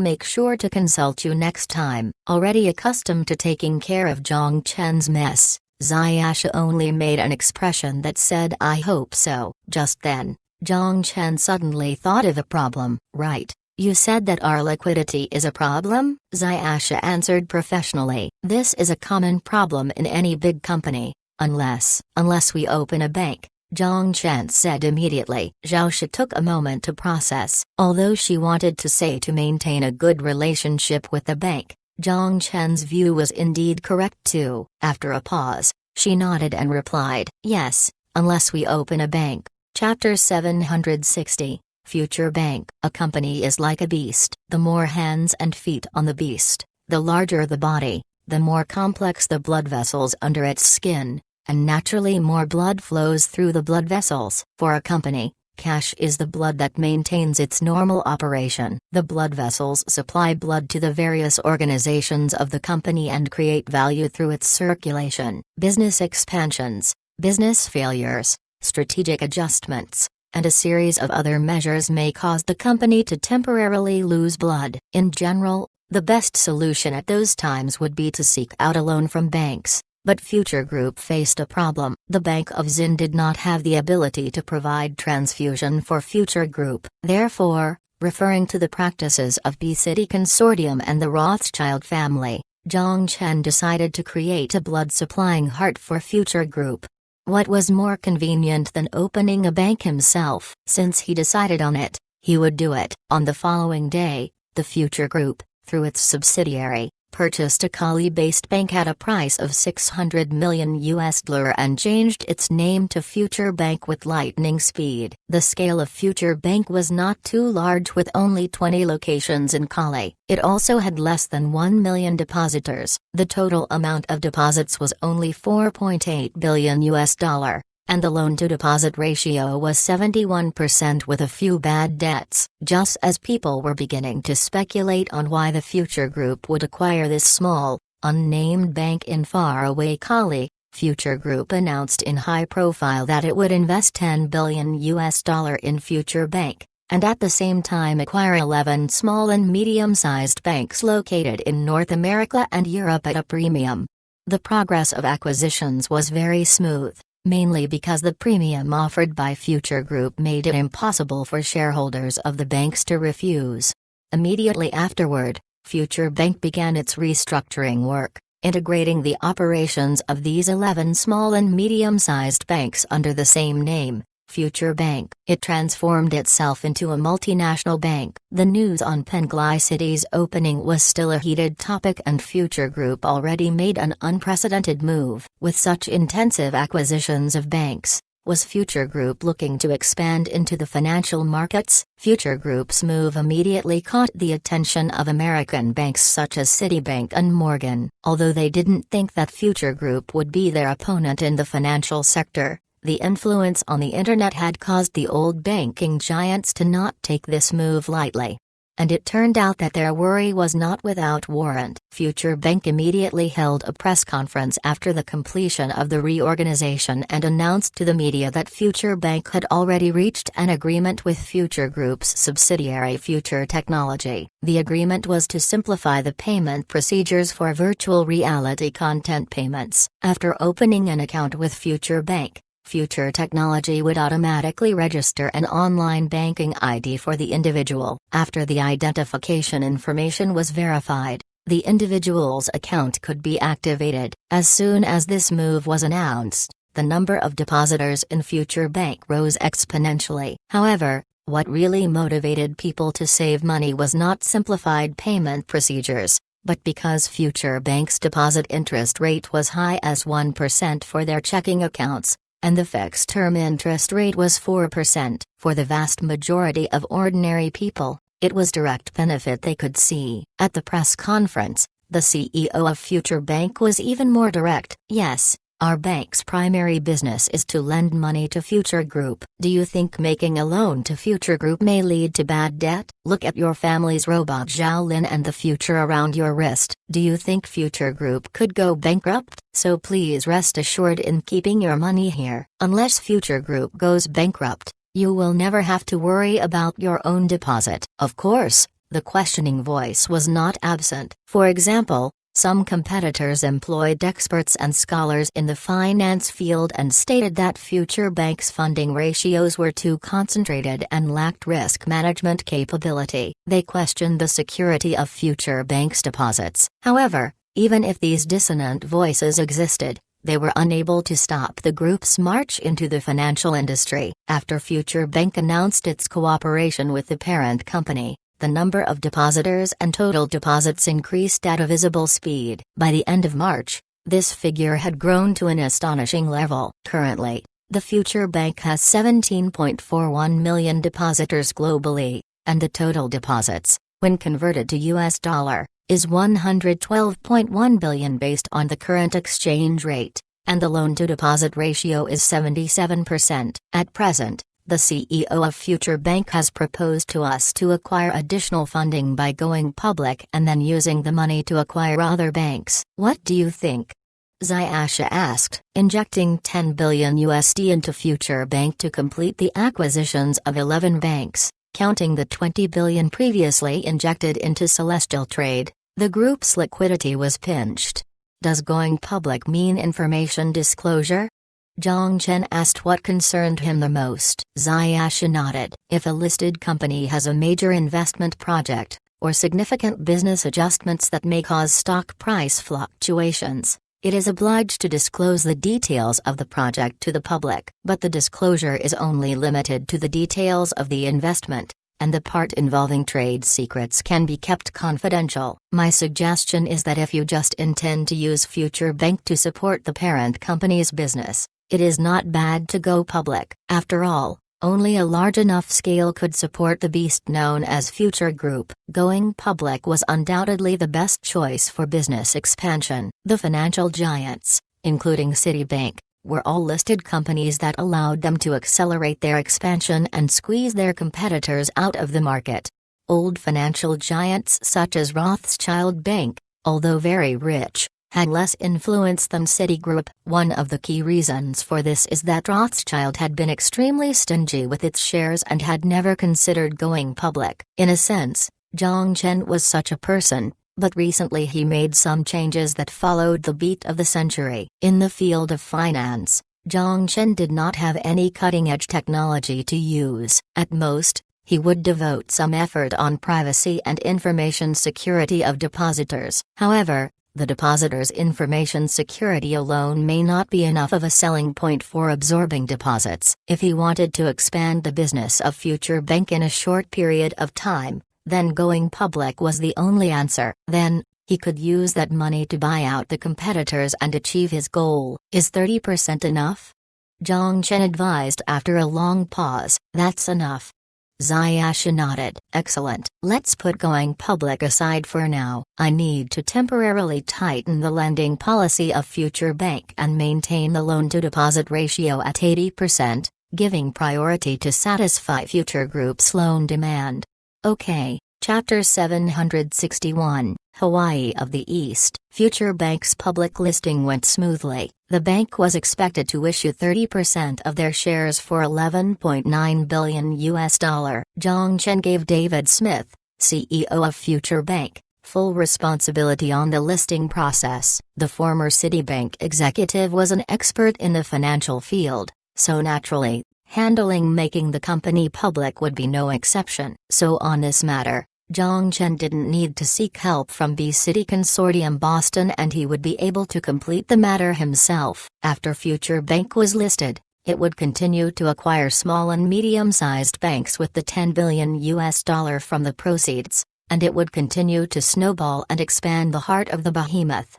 On the other hand, at the beginning of April, Penglai City started to gradually enter the right track with the continued immigration of immigrants.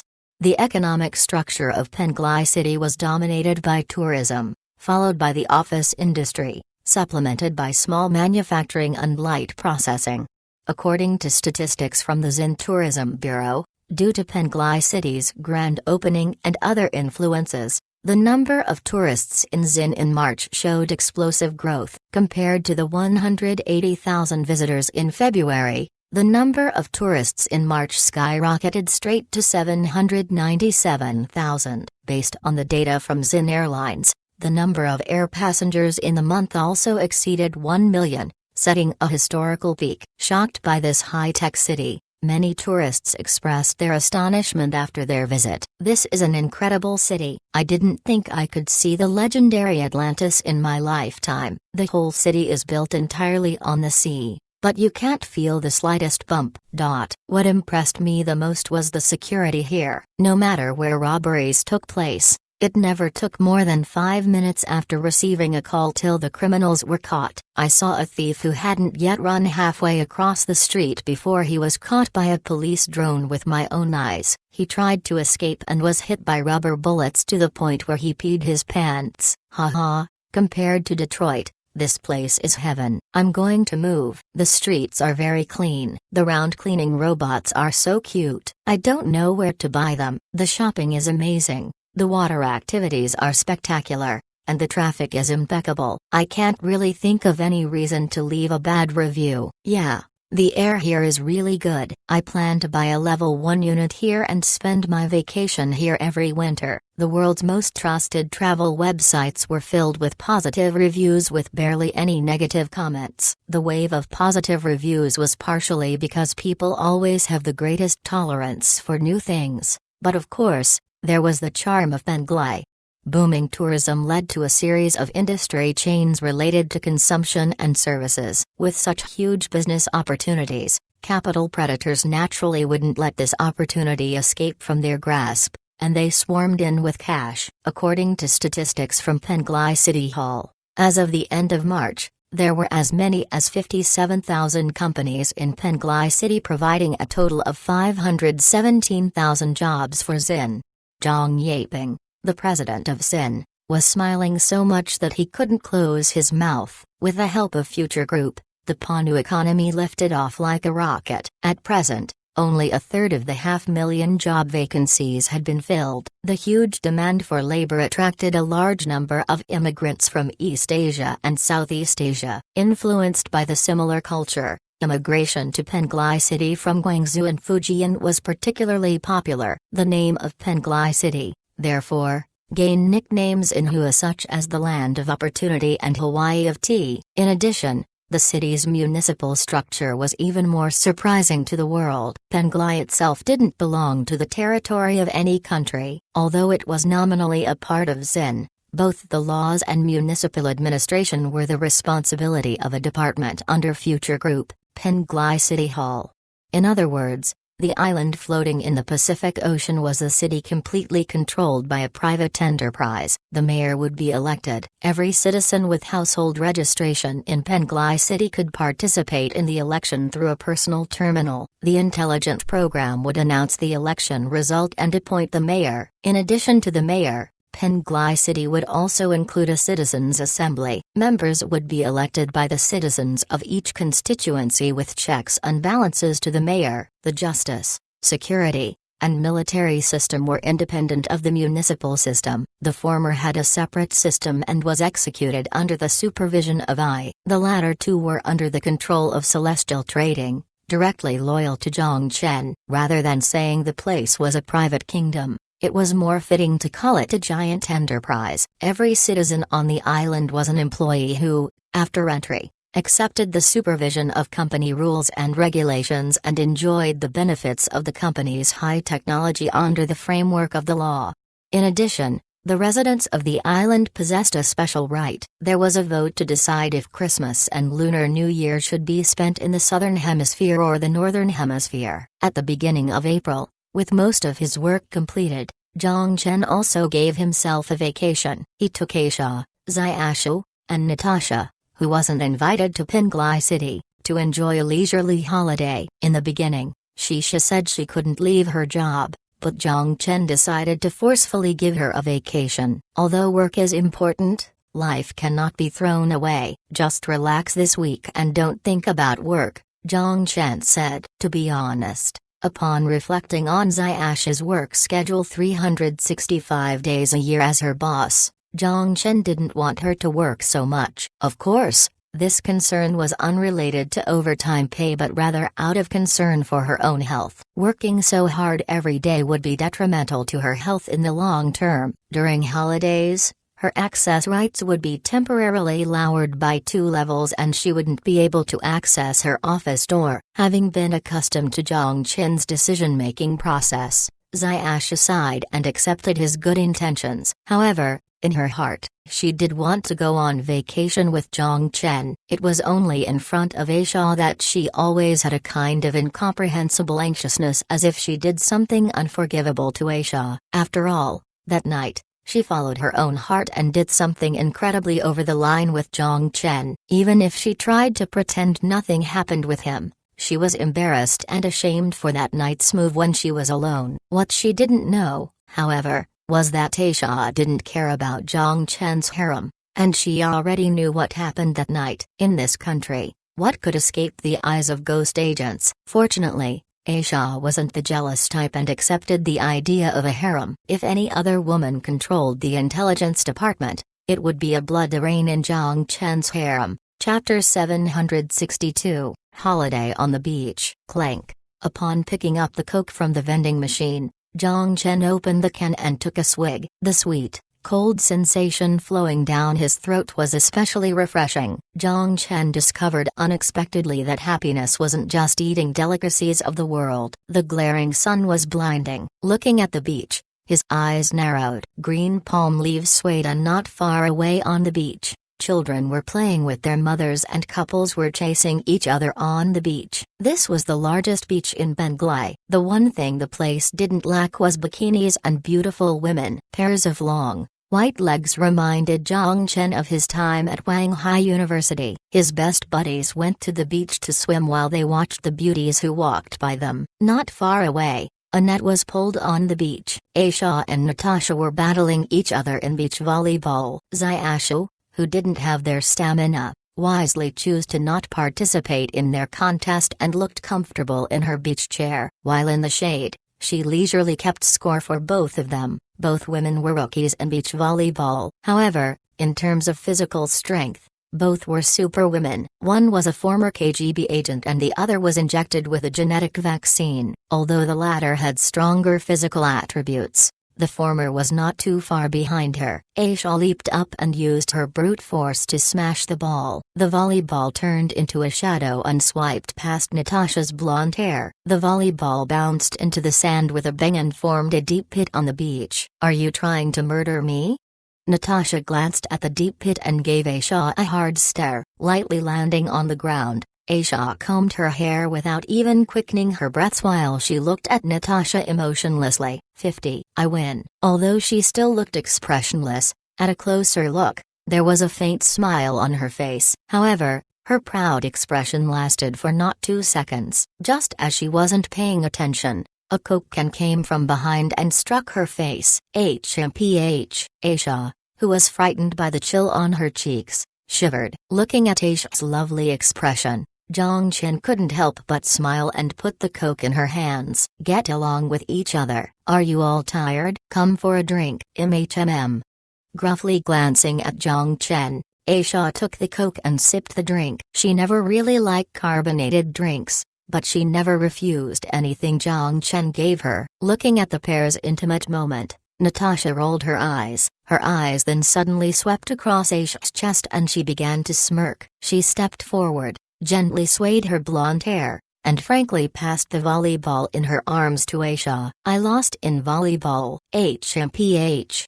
Aisha scoffed and raised her head slightly. Perhaps it was because Zhang Chen was standing next to her that she felt a little arrogant from Natasha's admission of defeat. Looking at Aisha's proud expression, Natasha smirked. "But I won't lose at other sports. Do you want to try me?" "I'm more than happy to." Aisha raised her eyebrows. Without asking what they were competing in, she quickly accepted the challenge. "Oh, then in this special game, we're still missing a gentleman as a referee. Are you interested?"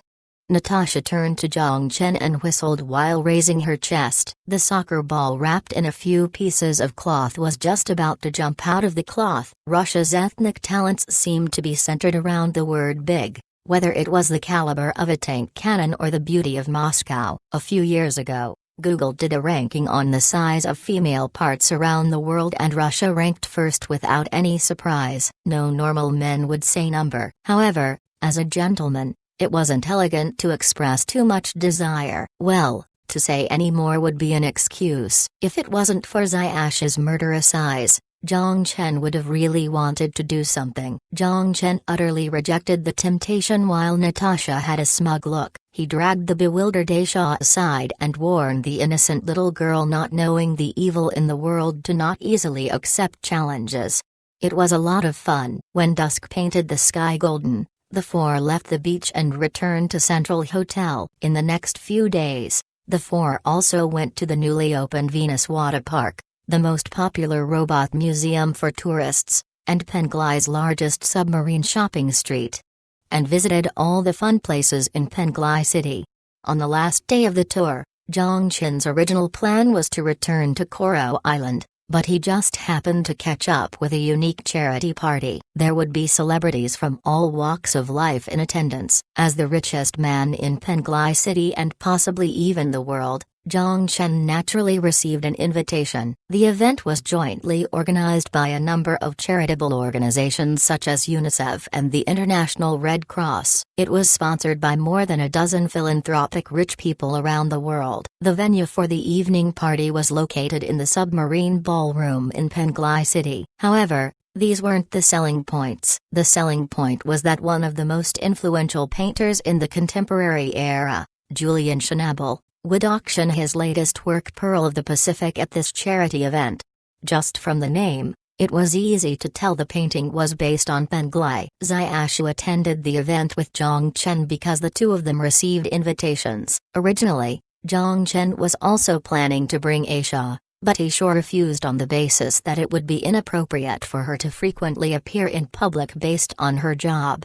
Holding on to Zhang Chen's hand, Xiaoshu was particularly stunning that evening. A black dress that was conservative but also charming contrasted with the whiteness between her face and collarbone, perfectly displaying the feminine side she rarely revealed.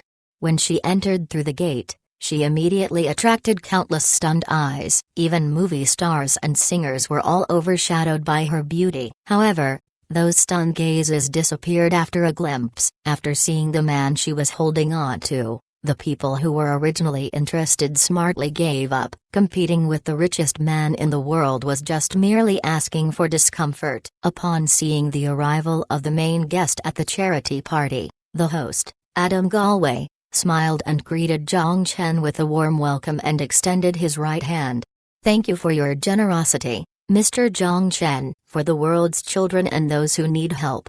Zhang Chen also shook his hand with a smile. Although he himself didn't share their philanthropic spirit, it didn't prevent him from gaining an international reputation. There were reporters in the ballroom. After all, the money spent by these rich people couldn't be spent without any gain. They had to at least gain some good public recognition. However, these reporters weren't allowed to interview guests and weren't even allowed to communicate with them. They could only silently record the party. After all, those who were present were all recognized globally. Chapter 763, Charity Ball. The auction was the last part of the charity ball. The proceeds from the auction would be used to help civilians and orphans in war-torn areas. In addition to the Pearl of the Pacific by Julian Schnabel, there were many things Zhang Chen was interested in at this auction. If the prices weren't too far off, he intended to take a few pieces of artwork back to hang at home. Natasha had been criticizing him as classless, although Zhang Chen himself didn't think he was that bad. Since he had the opportunity now, it would be better to buy a few pieces of art and fake it. Of course, in addition to these artworks, several rich people also said they would auction off some collectible items. The organizers didn't disclose what these were, drawing people in with the mystery. Not wanting to chat with the organizers for too long, and since Mr. Galloway also had other guests to greet, Zhang Chen took the initiative to end the conversation. When he walked into the venue with Xiaoshu holding her hand, the party had already begun. The magnificent, elegant and gorgeously decorated hall was surrounded by transparent graphene boards. The reflection of the blue sea and blue light added a touch of mysterious coolness to the venue. Waiters with champagne moved between the long tables and crowds to present guests with wine and towels. This submarine restaurant was one of Penglai's famous attractions. Whether it was the decorations, service, or food on the table, it was built according to a 3-star Michelin level, which made it's worth a special trip to visit restaurant. At the party, Zhang Chen saw many acquaintances and many strangers greeted him. What surprised him most was that he actually saw Carmen Rothschild here. This guy quietly came to Penglai City to participate in a charity party without telling him in advance. When he saw Zhang Chen, he greeted him with a warm smile while showing off his glistering teeth and shook Zhang Chen's hand, full of energy. "We meet again, my old friend." "Haha, it's been a long time." Zhang Chen smiled and let go of his hand. "This is my partner, Ms. Xiaoshu." "Hello, Mr. Rothschild." Xiaoshu smiled. "I'm honored to meet you, beautiful and wise Miss Xia. Your male companion is really an enviable guy." Carmen made a joke with great demeanor. Xiaoshu smiled politely and courteously. but it was obvious she was still very fond of compliments. Zhang Chen also followed with a smile, then said, "How are you, my old friend? Have you resolved the trouble on your side?" From Daily International News, the situation in Europe had become increasingly unstable. Last year, when Frankfurt chose a new party to take power, the entire European political arena began to move to the right. Especially at the end of the year, several consortiums invested in the construction of refugee camps in the forests bordering Norway and Sweden. This completely ignited conflicts between cultists and mainstream society, and also incited conflicts between social justice warriors and the rest of society. My troubles will never end. Carmen skillfully took a cup of champagne from the waiter's tray and made a toast to Zhang Chen. He self-mockingly shrugged and said, "It's like the champagne this evening. Is there any problem in this world that the Rothschilds cannot solve?" Zhang Chen smiled, took some champagne and toasted Carmen. "Of course there are. For example, there are problems that can't be solved with money." Then, Carmen put the empty glass aside. "I recommend that you pay attention to the auction coming up. There are many good things for sale." For example, Carmen only smiled mysteriously and didn't answer. He then went to join other circles. Carmen's mysterious smile made Zhang Chen's heart itch, but since the auction was beginning soon, he didn't dig deeper. Although the party was held in the name of charity, there was no shadow of charity at all at the party. In this kind of upper-class society, the common hobby of charity work was just a reason for wealthy celebrities to gather together, fulfill social needs, and meet business partners. Of course, it didn't exclude the few who really wanted to do something for poor people. Walking through the party venue, Zhang Chen felt that the weight on his arms was no longer so stiff. He suddenly said, "Beautiful." Zayasha didn't understand what he meant. "I meant you're beautiful today." While he said this, Zhang Chen smiled and gazed at her. She, however, was embarrassed by his sincere look. With a blush beginning to form on her face, she rigidly avoided his gaze. Why did you suddenly say this? I noticed that from the time you entered the venue until now, at least 100 people have looked in your direction. Of the 100 people, 99 have escaped your line of sight." Zhang Chen whispered to Zayasha. "Is it because my dress is too strange?"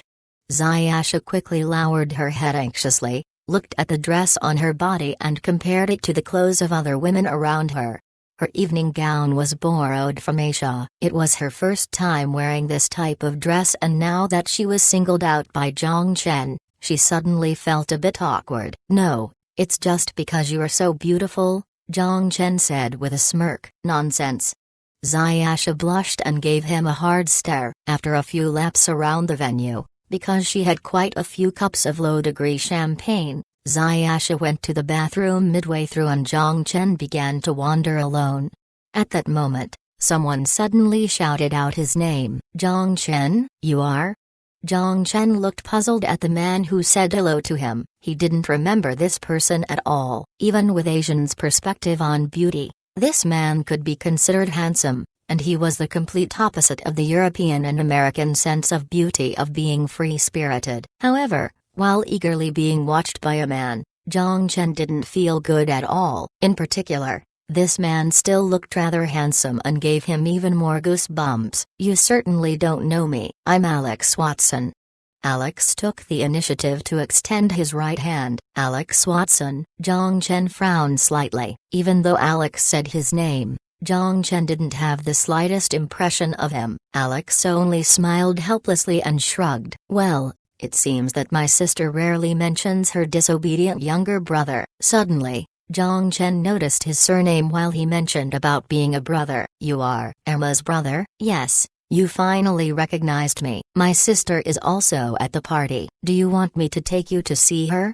Alex Watson asked enthusiastically. "No, it's okay. If she wants to see me, she'll come and find me," Zhang Chen said with a smile. The two people weren't familiar with each other and it seemed there was no need to say hello. What's more, Emma was the ambassador of future biology, and Zhang Chen could be considered her boss's boss. If he had the choice, he himself would not want to see his own boss during his time off. At that moment, There was suddenly a sound of broken glassware, including Zhang Chen. The guests next to him all looked to the direction where the sound came from. Chapter 764, Meeting Emma Again. The Lewis family was neither a big name in Kali nor a renowned name in as upper class, but its family wealth was ranked the wealthiest in the state. With the overseas real estate boom in Hua, the family owner Pound Lewis made a fortune. He was listed in Forbes' top 30 wealth list because he held stocks in Dream Estate with a total value of $23.7 billion. With just money, he would just be considered nouveau riche. In order to build up his class,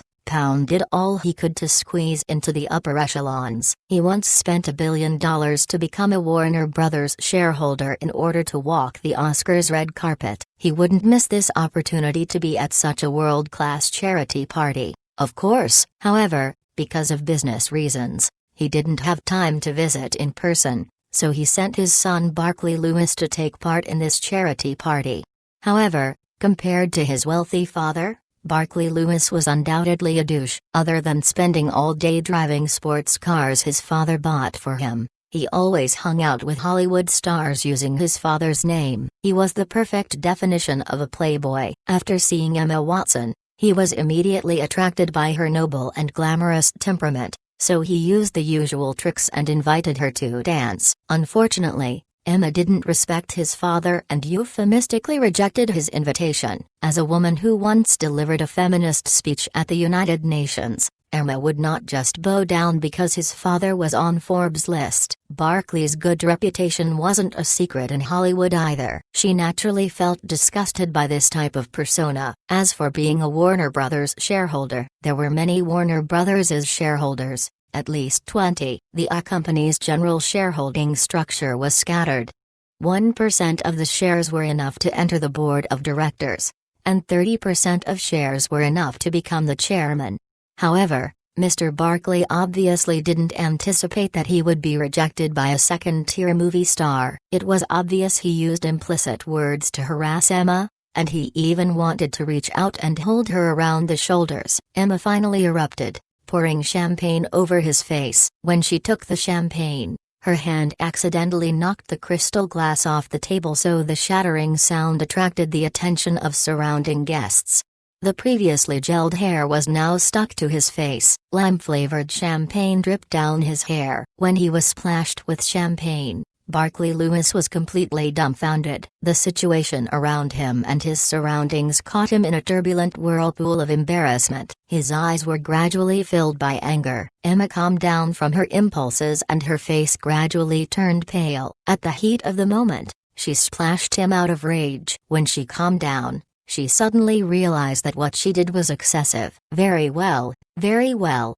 Angry lips trembled, and Barkley stared at Emma gloomily. If it wasn't for the people watching, he would have thrown a punch. However, he couldn't. To lay hands on a female guest at a banquet would, disregarding his loss of reputation, cause his father, who loved his own reputation, to chop him in half. Seeing that his boss was splashed, the bodyguard walked up and emotionlessly said one word to Emma: "Apologize." Burly muscles bulged in the suit, just like an orangutan wearing human clothes. Seeing as Emma didn't respond, the bodyguard expressionlessly squeezed his fists. The sound of joints cracking made Emma's face turn even paler. It's not a gentleman's action to threaten a lady. With a smile, Zhang Chen didn't look at the bodyguard but looked at Mr. Lewis. Seeing someone intervening, Barkley raised his eyebrows and turned his attention at the man. When he saw Zhang Chen's face, his face turned green. If someone didn't know Zhang Chen's face a year ago, that would be excusable. However, if people still didn't recognize him after being on the news for an entire year, then they must be out of sync with this world. Originally, Barkley was going to leave some harsh words and wait until he returned to Kali to find a few people to take care of her. But when he saw Zhang Chen stepping in, he immediately dismissed this idea. Future Group was also on the same level with B-City Consortium. This kind of monster wasn't on the same level as the rich people on the Forbes list. When other people get angry, they would beat people. When this guy get angry, he beat up an entire country. If he got in trouble with this guy, Not even Father times 10 would be able to save him. I'm sorry. Louis bowed down and dragged away his own bodyguard without saying anything. Although he was a douche, he wasn't stupid. A smile emerged on Zhang Chen's face. But he also felt bored after Barkley just left. The unpleasant atmosphere quickly dissipated as most of the guests came to see a scene. The party returned to the lively and peaceful atmosphere. Seeing that the playboy took his bodyguard and left, the timid Alex finally sighed and stepped forward to give the two a middle finger behind their back. God, sis, are you okay? Why didn't you come? Emma gave her younger brother a hard stare. But she had no intention of blaming him. With her brother's small build, 10 of his fingers couldn't defeat one of the bodyguard's fingers. Alex blushed and scratched his head, and suddenly an excuse came to mind. He immediately pointed out Zhang Chen with a grin. I looked for someone to save you. Emma and Zhang Chen's eyes met up and then they awkwardly looked away. Thank you. To be honest, she had been hiding from him. Zhang Chen didn't tell her why he chose her to be part of the Time Curtain.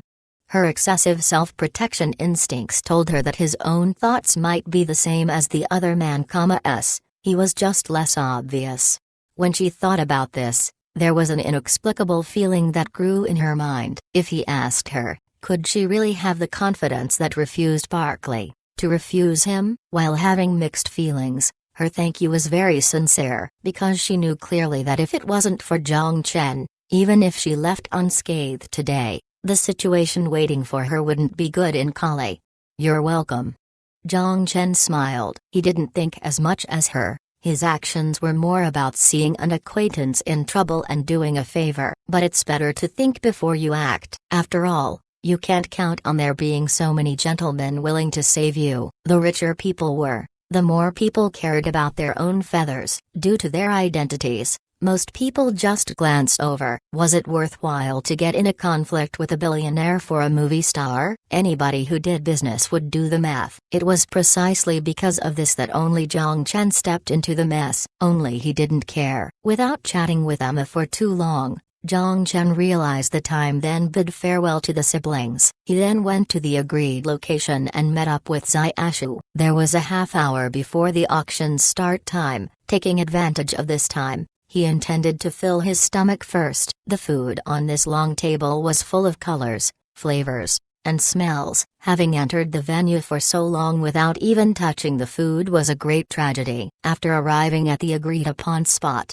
Zhang Chen realized Xiaoshu had waited for a long time already. Who is she? She looks familiar. Emma Watson, the brand ambassador for nutrient supply under Future Biology. She tied her hair up and I didn't even recognize her at first, Zhang Chen said with a smile. Hermione. Yes, but if you call her that, she probably won't be too happy, Zhang Chen said jokingly. What is your relationship with her? Xiaoshu just wanted to ask this question, but when she thought about it, she swallowed it back. If this is the case, what is my relationship with him? Chapter 765, Auction. This is pissing me off. After taking the elevator back to the surface, Barkley cursed at Zhang Chen for stepping in and cussed at Emma, who made him look like a fool in front of everyone. He vaguely recalled how people around him looked at him when he was leaving the venue. He had never felt so useless. A Porsche was parked at the side of the road. Seeing his young master approaching, the driver immediately got out of the car and opened the door for him. Compared to the first few days of opening, there were more vehicles on Penglai's roads. Some affluent cruise ships were built with garages and cars followed the ship around. Barkley's ship apparently was part of this category. When he came to Penglai, he set sail directly from a private port in Kali. Barkley was feeling gloomy. Drive me back to the hotel. Yes. Seeing that the young master was in a terrible mood, the driver could guess that the master must have encountered some unpleasant events at the party. As a professional suck-up, it was the perfect opportunity to ease the mind of his young master. Halfway through the trip, Barkley's mood improved slightly and the driver asked, Master Barkley, who had the courage to make you unhappy? Zhang Chen, Barkley said emotionlessly. The driver suddenly shivered. Fouquet, there's no solution to this. However, Barkley added, and Emma, explaining the cause and aftermath to his driver Tate, Barkley sunk into his seat and stopped talking. Thanks to Emma, he still must think about how to explain this fiasco to his father. After all, his father viewed his own reputation above anything else. Even now, he had no self-awareness that it might be his fault. With Zhang Chen's protection, Emma was untouchable. However, this wasn't any problem for Tate. Before he drove for the man with too much money, he was a Hollywood paparazzi. In order to earn his salary, what kind of means had he not attempted? His eyeballs turned. Tate held the wheel while lowering his voice. "Master, I have a way." "Say it," Barkley said impatiently. "Since this BTCH is doing whatever she wants because of her protection,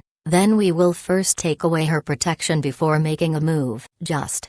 Tate whispered a few words next to Barkley. After listening, Barkley's eyes turned brighter and brighter. Suddenly he slapped his thigh with a big smile. "Ha ha, Tate." Barkley hooked Tate's shoulder and laughed. "You're such a bad boy." Instantly, his bad mood disappeared. "Just wait. I'll make you pay the price." Barkley licked his lips, and he began to plan in his mind. After he got that arrogant little girl to bow her head, he would torture her.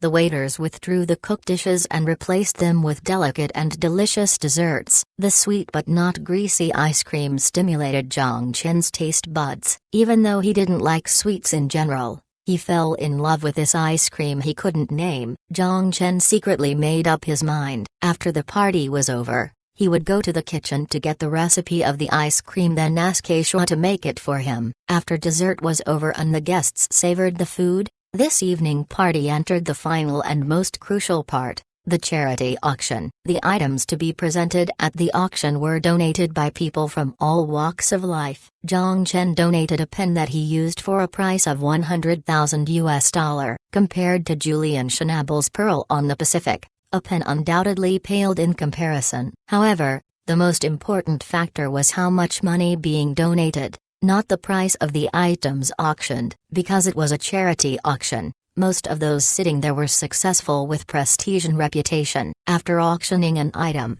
the organizer would report the names of the winners to satisfy the vanity of the donors. At the reception of the waiter, Zhang Chen and Xiaxia went to the next venue and sat in the corner. The guests were already seated and the waiter standing at the door gently closed the door. It was almost time for the show. The host of the party, Mr. Galloway, stepped onto the stage. Then he looked at the guests with a smile. "I'm extremely happy and very grateful to see you here today. We are here for the same purpose, for those who need help." There was not any highlight in the opening remarks. For Zhang Chen, an atheist who didn't feel much compassion, Galloway's words didn't interest him. Compared to charity, he was more concerned about what interesting things he could win from this auction. Without disappointing Zhang Chen, when Mr. Galloway finished his section, the beauty wearing a UNICEF uniform came forward. In the red wooden box she was holding, it was an antique teacup. The cup belonged to Queen Victoria with over 200 years of history. The donor was the Duke of Edwards from London. The starting price is $5 million. There was applause at the venue. People paid their respects to this generous Duke and raised their bidding cards. In the end, the teacup used by the Queen was sold for a price of $17 million. The second item was also an antique, nothing remarkable. For the third item, Zhang Chen immediately paid more attention, because the upcoming item was the pin he used. The starting price was $100,000. To be honest, he was looking forward to the final auction price of the pen. However, reality was cruel. The auction room was quiet for 2 seconds without anyone bidding. Seeing that his own pin was about to go unbidden, Zhang Chen's expression suddenly turned awkward. "I may have overestimated myself." Looking at Zhang Chen's awkward look, Xiaxia giggled at the scene. She took the card and wrote a series of zeros on it. She was preparing to bid for the pen. However, at that time, a sign was raised from the other side of the venue, and the host turned his attention to the other side while exclaiming, $1 million, directly increased the price by 10 times. "Our winner is Carmen Rothschild. Let us give our applause to this generous gentleman and give it to this generous family." Applause rang,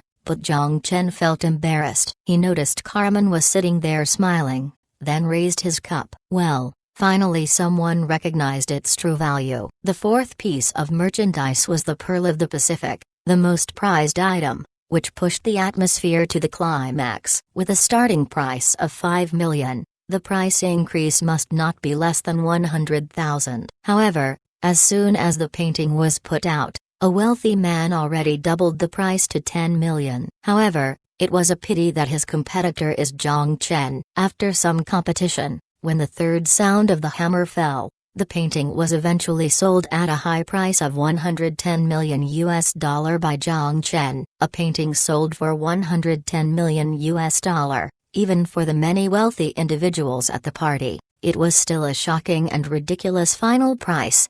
Many celebrities focused Zhang Chen with undisguised desire. At the same time, they gave Xiaoshu, who was sitting next to him, the dirtiest and most jealous look. The fifth item appeared and immediately attracted Zhang Chen's attention. It was a simple notebook. To be precise, it was a codebook. The origin of this codebook was somewhat unique. Chapter 766. The Codebook from Berlin. This codebook comes from Berlin and was donated by the generous Mr. Woolley Fergus. The origin of this codebook can be traced back more than 70 years ago. Hugh Rancy, Churchill's translator, was the first British man allowed to enter the bunker at Hitler's hiding place. He was told by Soviet soldiers that he could take some things from the bunker and bring them back to London as souvenirs. In the conference room, he took one of the Brokaws encyclopedias and the codebook on the shelf. After returning home, he handed over the codebook to Churchill, but the codebook wasn't taken seriously. The war had been won. No matter what kind of intelligence was recorded, it wasn't important to the British, who already defeated the devil. After some symbolic deciphering work, the codebook was sent to a museum in London along with other souvenirs. Later, after several twists and turns, the codebook arrived to the hands of a collector from Berlin, that is, our generous Mr. Woolley Fergus. At the same time, the host looked at Woolley Fergus with a smile, who also returned the smile. No one knows what's written in it. The disorganized characters are like a madman's graffiti. If they're not a leader's nonsense in his last moments, then he must have buried some kind of incredible secrets here. But this isn't important anymore. It used to belong to a devil, but now it will be used in great undertakings, with a starting price of $1 million and no less than 100,000 for each bid. The proceeds of the item will be used to help those who are left without a home due to the war. The sentence just finished, yet someone already raised their hand. 1 million. Thank you. First. Oh my God. 2 million. Mr. Fergus from Paris has directly increased the price by $1 million. Thank you for your generosity. The auction was conducted in an open manner. For each bidder, no matter how much the price increased, the host would offer a blessing. Maybe shocked by the financial power Mr. Fergus displayed, the host's hammer dropped twice without anyone raising the bid. Zhang Chen looked in the direction of Carmen Rothschild and saw him indulging in red wine. He seemed to be uninterested in this item, and there are no interested buyers. If not, 3 million. Zhang Chen raised the sign. 3 million once, 3 million twice, 3 times. Sold. Thank you, Mr. Zhang Chen. Your generosity will be remembered by everyone. 3 million to buy a notebook, in the eyes of the people who didn't know the truth, was completely a waste of money. There was no artistic value in it. The ultimate destination would be a history museum without much room for appreciation. However, this was at a charity party. No one would think that, so they all looked at Zhang Chen with praise and blessings. Everyone thought he wanted to do something for the poor people from the bottom of his heart, so he directly increased the price by 1 million. Only 2 people didn't think so. One was Zhang Chen himself, and the other was Rothschild, who was sitting on the other side of the hall. The auction continued, but the following items were nothing interesting. Zhang Chen paid 8 on Carmen's side. Other than the pen he used, he only bid for 2 more things: a 15th-century armor from Western Europe and a winery located in Croatia. In fact, Zhang Chen was also interested in that winery. But when he realized Croatia seemed to be located in the Balkans, his interest immediately faded. The Balkans seemed to be the gateway for refugees to Europe. and it was even more of a mess now. If he bought a winery in this place, Zhang Chen felt he would have no interest in spending his holidays there. Moreover, he seemed to have bought a golf course at the foot of Mount Fuji in Nippon, and the engineering team he hired was changing the golf course to a private estate. After some time, he would hire several gardeners and plant some grapevines there to perhaps establish his own winery. When Zhang Chen was deep in thought, Mr. Rothschild had already beaten his rivals with $90 million and successfully won the manor. The auction concluded and Adam Galloway read out the funds raised by the guests present, totaling $420 million.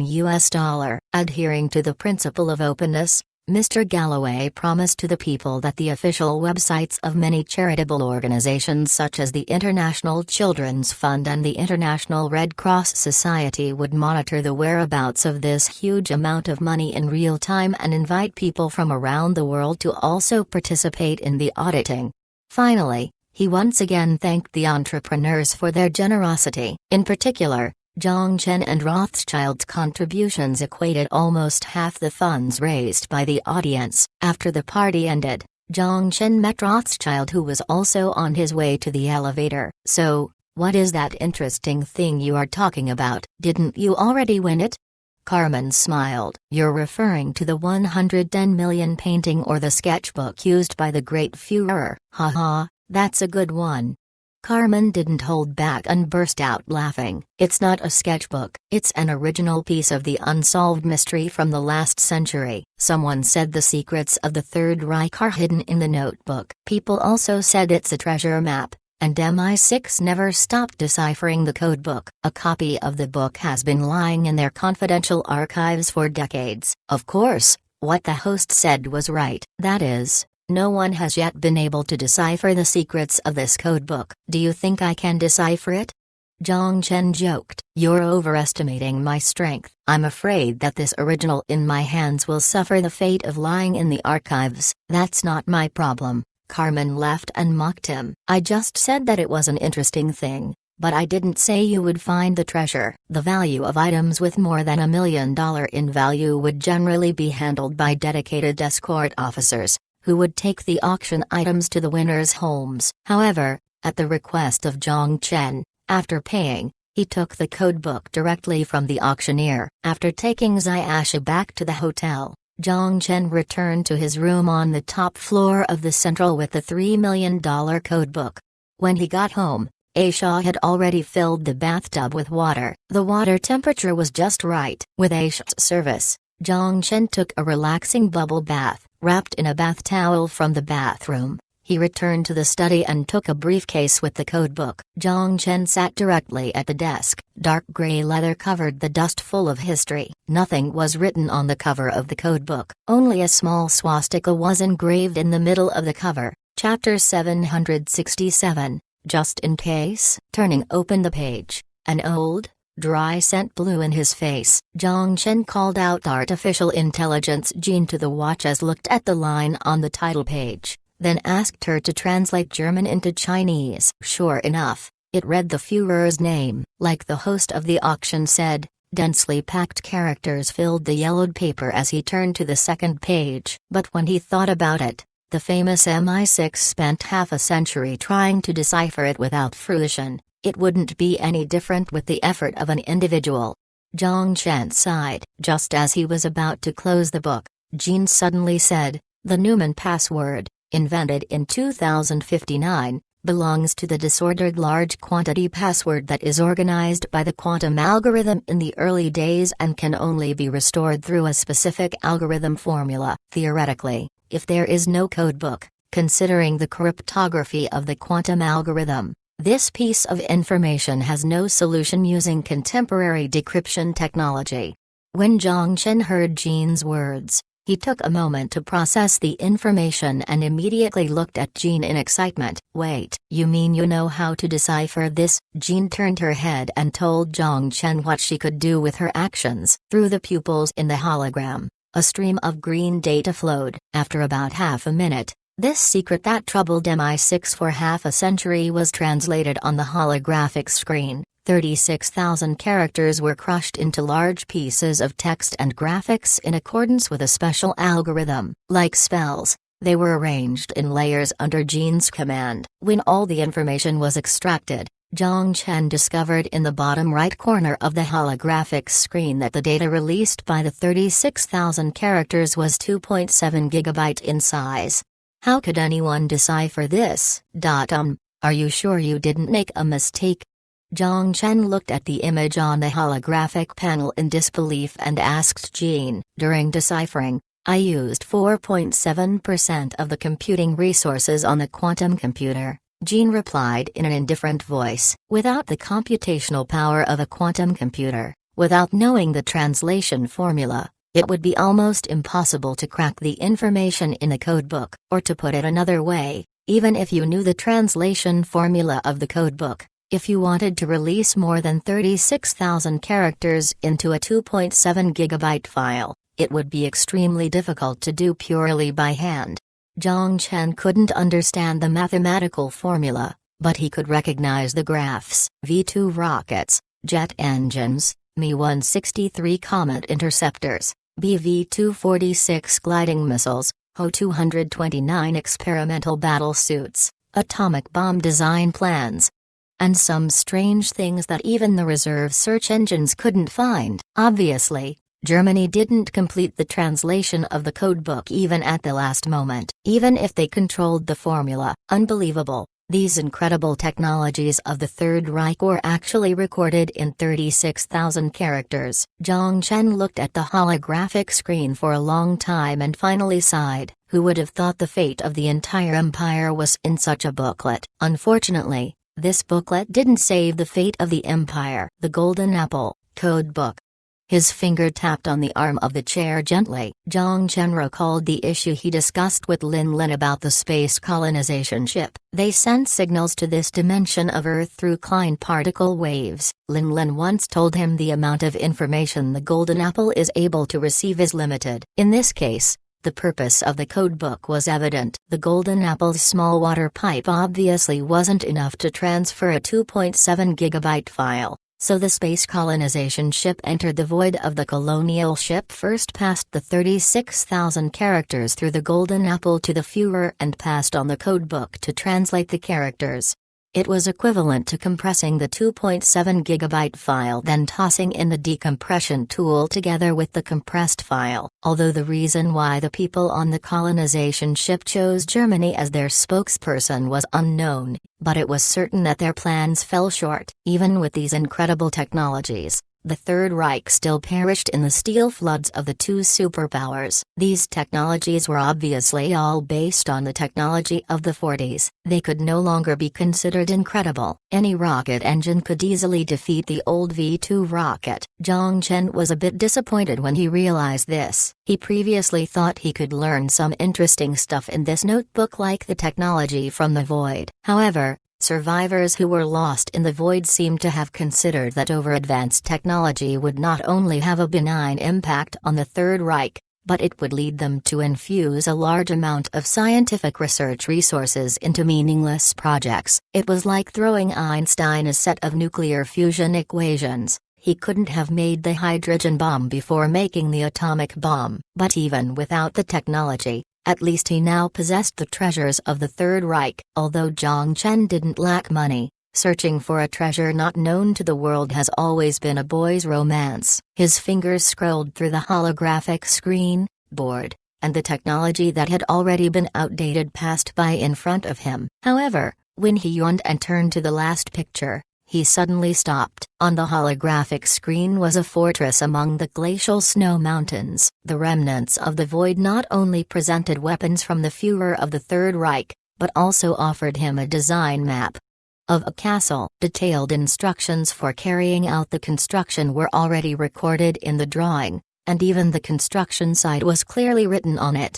Zhang Chen's eyes scanned the last two lines of the image and captured three keywords: fallout shelter, Antarctica, just in case. Just in case? Zhang Chen raised his eyebrows. What are you looking at? The door of the room was pushed open. In a loose white towel, Aisha walked to Zhang Chen's side with a cup of coffee. She just showered, and her white neck was covered with pearls of water droplets. Her soft skin was as tender as tofu. Pushing the holographic screen to the side, Zhang Chen turned the chair and took a sip of the coffee from her. The sweet bitterness diffused in his taste buds, soothing his hardwired nerves and his tightened eyebrows. Putting the coffee down, Zhang Chen smiled and looked at the well-behaved Aisha. He whispered, "Thank you." Aisha grinned, leaned over him with her petite and graceful body and kissed him softly on his forehead. "Go to bed early, my dear." The love in the kiss awakened a particular string in his heart. Zhang Chen's heart gradually began to burn in a passionate fire. I'll head to bed soon."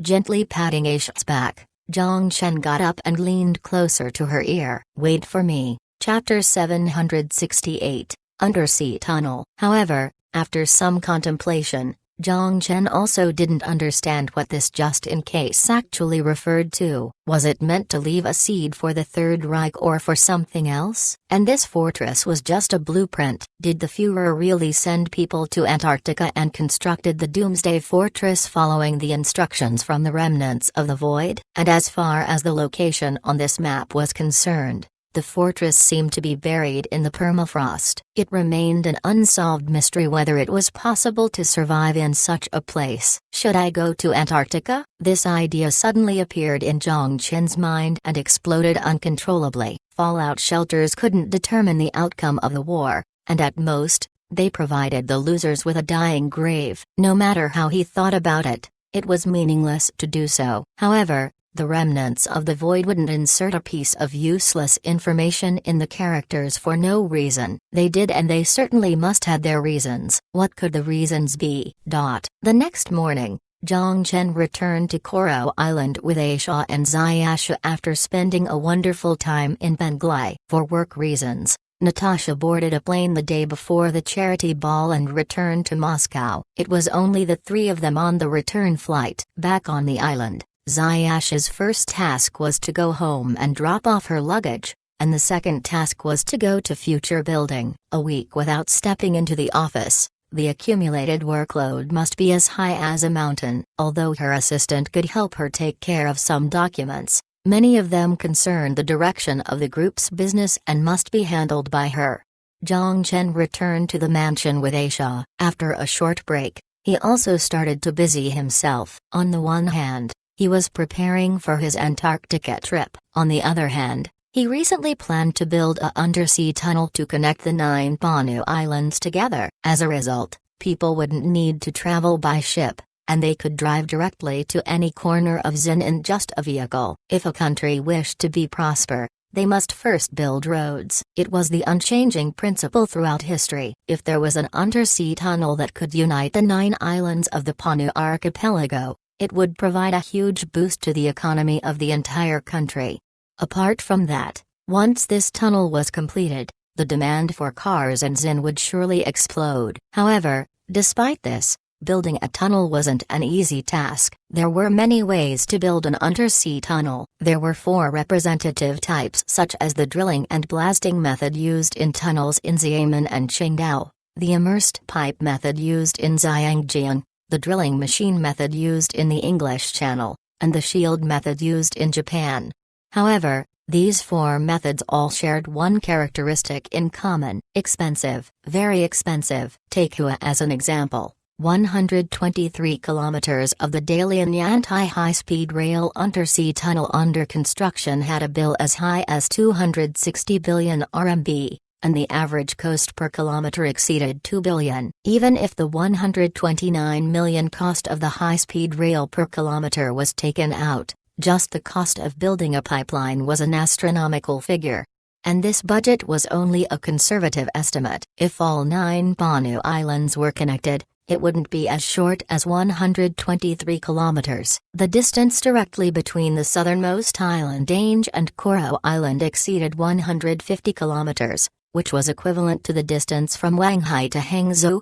A conservative estimate was that the undersea section of the tunnel must be at least 300 kilometers long to connect all Panu 9 islands. If the project was contracted to a builder in Hua, the entire project would cost at least $60 billion. $60 billion. Good lord. This money would be enough to build 2 more Penglai cities. Even if Future Group was rich, it obviously wasn't possible to spend in this manner. Fortunately, Future Heavy Industries made breakthroughs in graphene technology in semiconductor-type graphene and high-strength nanomaterials. It could be said that no scientific research institution in the entire world was a worthy opponent of Future Group's material science laboratory.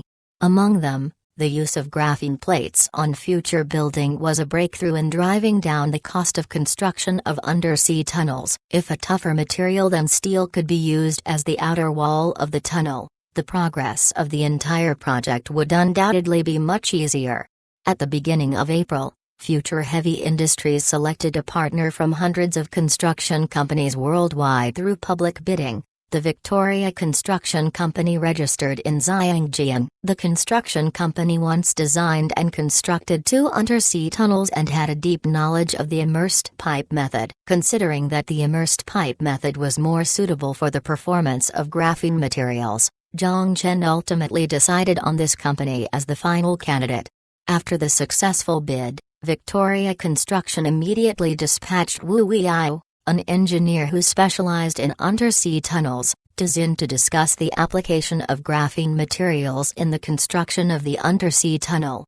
Just as Wu Weiao landed, Zhang Chen immediately invited him to the high-tech park on Nange Island. In the center of the spacious factory building was a semi-cylindrical archway about 12 meters wide and about 5 meters high. The 4 walls of the archway were transparent, but the sheen of the glass wasn't visible on the surface. Taking Wu Weilu to the side of this transparent archway, Zhang Chen took a hammer from the staff and smashed the archway. Dong! There was a muffled sound and the sound echoed in a closed archway. Wu Weilu looked at the spot where Zhang Chen smashed the hammer, and his eyes widened in shock. "This is our prototype." Zhang Chen smiled. He returned the hammer to the staff and patted Wu Weilu on the shoulder. "The outer wall of the tunnel is to be made of graphene material, 10 times the strength of molybdenum nickel steel. Its longitudinal extension is stronger than all metal materials except there's an issue with high temperature resistance. Of course, chances of catching fire in the sea are pretty small. There may be traffic accidents in the tunnel which may cause a fire, even in the ocean." While stroking the outer wall of the graphene archway, Wu Weilu mumbled to himself, "But we can paint on inner wall flame retardants. This should be an easy fix." After a short pause, Wu Weilu looked back at Zhang Chen and asked him seriously, "What's the cost of this graphene material?" "For this archway, about 1 meter is about $700. 1 meter, $700. 1 kilometer was $70,000. This cost was much cheaper than steel. If a large sum of money could be saved on the materials, the construction cost of the entire project would undoubtedly be cut several times. With this thought in mind, Wu Wei's eyes on Zhang Chen suddenly turned brighter. Victoria Construction Company must find a way to obtain the graphene tunnel. If this high-strength, low-cost building material could be obtained, Victoria would undoubtedly gain strong market competitiveness in the global tunnel construction market. Not to mention the quality of the project, just one deal would be enough to murder countless competitors. Victoria Construction Company must establish a long-term strategic partnership with Future Heavy Industrial. Wu Weilu already made up his mind secretly. After the end of today's trip, he would make a phone call to his boss and be sure to clearly explain the pros and cons. If they could obtain this deal, it would be a huge achievement and promotion would no longer be a dream. That passionate gaze made Zhang Chen shudder as he subconsciously distanced himself. What the could this guy be? Chapter 769. 3 pieces of good news. The first day of negotiations ended on a high note. After returning to the hotel, Wu Weilu immediately contacted his boss. The next day, Victoria Construction Company moved 2 construction ships, 2 survey helicopters, and a professional construction team from the Zhangjiang headquarters. They took several laps around Banu Island to survey the structure of the seabed, and delineate the construction route and series of other tasks.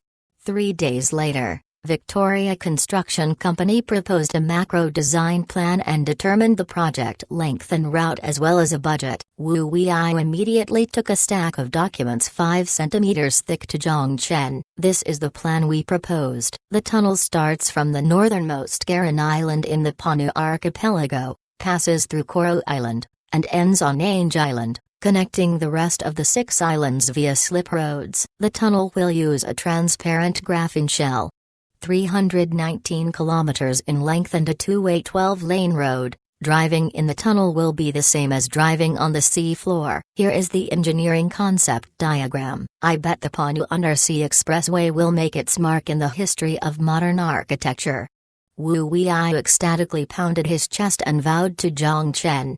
The transparent undersea tunnel wouldn't only serve as a transportation belt for Xin, but it would also become a world-famous tourist attraction with a total length of 319 kilometers. Under the attraction of light, fish would inhabit the vicinity of the tunnel. While enjoying a tour of Panu, tourists could enjoy the beautiful scenery outside the window. It would be a once-in-a-lifetime experience. Zhang Chen took the proposal from Wu Wei'ai's hands, flipped through the pages and nodded with satisfaction. It seemed he had a good vision. This Victoria Construction Company was indeed capable of completing this project. How much will the project cost? The construction of the graphene pipeline is provided by Future Heavy Industrial and isn't included in the project cost. Our budget for this undersea tunnel is $10.17 billion and no more than $12 billion at an average price of around 200-300 million RMB per kilometer. This price was already quite cheap, including the cost from Future Heavy Industries. The graphene material for the entire project would be around $500 million. Excellent. This project will be yours. I will send scientists from Future Heavy Industries to your project team temporarily as technical consultants for graphene materials. Zhang Chen signed a letter of intent on investment. Send the contract to my CEO tomorrow and start construction the day after tomorrow. Can you do it? No problem. Wu Wei'ai said without hesitation. Then you can go now. Zhang Chen smiled. Right after Wu Wei'ai left, Future Group also completed the registration of a subsidiary named Panu Undersea High-Speed Management Company and injected $15 billion into the subsidiary. The next day, the Victoria Construction Company sent a contract to the subsidiary to complete the signing of the Undersea Expressway project. At this point, this $12 billion project was formally announced. After just spending billions of dollars on the space elevator, $15 billion was invested into the undersea tunnel. Typically, Future Group wouldn't be able to squeeze out so much cash. But now, there wasn't much concern. Future Bank had already reached 24.49 million depositors since its establishment. Total deposits had been converted into $192.1 billion based on current exchange rates. After half a month of tightening the lending rate, there was no issue with providing $15 billion of fresh blood for Future Group. Zhang Chen no longer needed to worry about liquidity for the company. Only when the blood flowing in their blood vessels was sufficient would the behemoth Future Group take off and expand at a faster pace to transform the world. Of course, the premise was that there were no major operational mistakes. On the other hand, Future Bank was in the process of going public. If nothing unexpected happened, it should be successful on the New York Stock Exchange in mid-May to issue 30% of the shares. According to the news brought by Future Bank's CEO, Future Bank just entered the asset review stage. With a $15 billion loan, Future Bank could increase its P/E ratio and earn more money from investors. After Zhang Chen finished setting the direction of the tunnel, there were 3 other pieces of good news from Future Technology. The first good news was that Virtual Image Production Company completed the modeling of Gliese 581 grams. According to the data sponsored by the International Astronomical Association, the planet's surface environment was restored in a 1-to-1 ratio. As a result, the time curtain would enter the second phase of shooting. With the help of powerful virtual reality processing technology, Director Nolan would be able to express his free-flowing imagination and demonstrate the collision between two homogeneous origin but heterogeneous structure civilizations for the audience. To be honest, although Zhang Chen read the script, he was still looking forward to the stunning masterpiece Nolan would bring to his audience.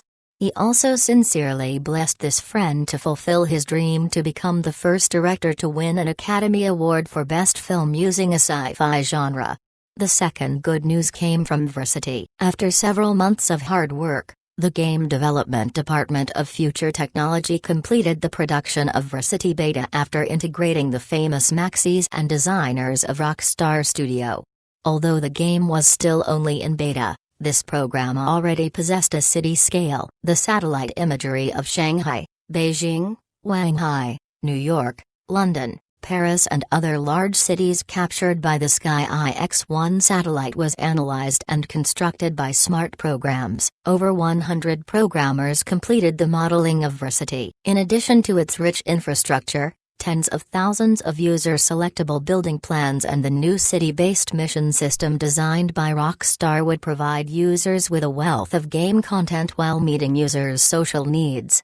At present, Versity opened a total of 100,000 beta testing codes to users from multiple countries as part of the internal beta testing for social media software. If there were no major problems after the test, this Versity would enter the Phantom in the fall for users to download. Zhang Chen was extremely pleased. Ning Huajian, CEO of Future Technology, perfectly replicated his original idea. The only regret was that the GTA-7 he was looking forward to may be bounced for an indefinite period. Future Group mercilessly headhunted 17 developers of Rockstar, leading to stagnation of the development of GTA-7. Zhang Chen was very hesitant when he made the decision. From Vice City, he had always been a loyal player in the GTA series. However, this series was now ruined in his hands and he was extremely regretful. While regretful, it was a decision he made. He still couldn't stop shaking his head at the thought that if Take-Two agreed to sell Rockstar, he wouldn't have needed to go through the trouble to headhunt. If Rockstar was acquired by Future Technology, he could produce a GTA based entirely on the VR platform. Crimes would be completely restored in the real New York, shooting against gangs in the dark alley, street racing against the police, experiencing Fast and Furious through virtual reality. Just thinking about this made him excited. But would two realistic crime simulations increase the crime rate in real life? It wasn't an outcome Zhang Chen could predict. Chapter 770. Vergame Online. The last piece of good news was about Phantom Helmet from Future Technology. In early April, Future Technology held a special VR game industry summit in the Silicon Valley subsidiary. Future Technology invited hundreds of renowned game companies and studios worldwide and signed a VR technology sharing agreement. As early as the beginning of last year, Future Technology responded to the demands of parties to open up VR software development tools. However, because there were no supporting training sessions, major game companies and studios were extremely slow when transplanting their games to the VR platform. In addition, aside from the large vendors such as Microsoft, Sony, Sega, and Ubisoft, almost no one had the financial resources to rent a supercomputer as their own game server. It was precisely because of this that until April this year, there was still no large-scale VR game other than Godly Land on the market. But now this situation would soon change. According to the signed VR technology sharing agreement, Future Group would send technical consultants to major game companies to train groups of developers who could skillfully use basic VR development tools. Future Group would hold 5% of the shares of the participating game companies. This 5% stake would enable Future Technology to acquire a seat on the board of directors in these companies. However, Future Group promised to exercise only limited voting rights on the board of directors. At the same time, in the latest update of Phantom Helmet, the icon of Vergame was added to the menu interface, although it was only a black frame with the words "Stay tuned" at the moment. The positioning of Vergame was similar to Steam on PC, users could purchase games through Vrgame. All companies that joined the technology sharing agreement would be eligible to join Vrgame. For games sold by other companies, Future Technology only charged 20% of the total sales as channel fees, as well as a relatively low server renting cost based on server resource demands. For technical reasons, Future Group completely sealed the possibility of piracy on the channel, and VR games were the future of games for the next era. Therefore, once the Vrgame application was launched, it immediately attracted the attention of countless developers. What's more, some shareholders even directly announced at the shareholders' meeting that they would devote all their energy to the development of VR games and completely abandon the piracy-rampant PC field. At the same time, the launch of Vrgame also allowed Chinese game makers to be hopeful. At the beginning of 2000, China had a lot of outstanding standalone games, including Butterfly Meteor Sword and Chinese Paladins. However, these masterpieces that once hoped to compete with Japanese game companies were, without exception, dead in their own hands. They didn't even make it out of the country before being bankrupted by piracy. The only Chinese Paladin series that barely survived today began to sell games based on people's nostalgia. But now this situation could finally end. All VR games would be run on Future Group servers, and any server rental applications without copyright would be rejected. In addition, the genre issues that some countries' game makers worried about could also be perfectly resolved in Vrgame. The platform's own translation system would eliminate the problem of language barriers. Even if you made a game that couldn't be published in the country due to censorship, you could sell it in Xin and conquer the global market. The backdoors in Phantom Helmet also made it possible for players in other regions to jump over the walls to purchase games for sale in Xin. In other words, as long as your game was good enough, even if it was sold in Xin with a population less than 100,000 people, the sales volume would still be able to break 100 million.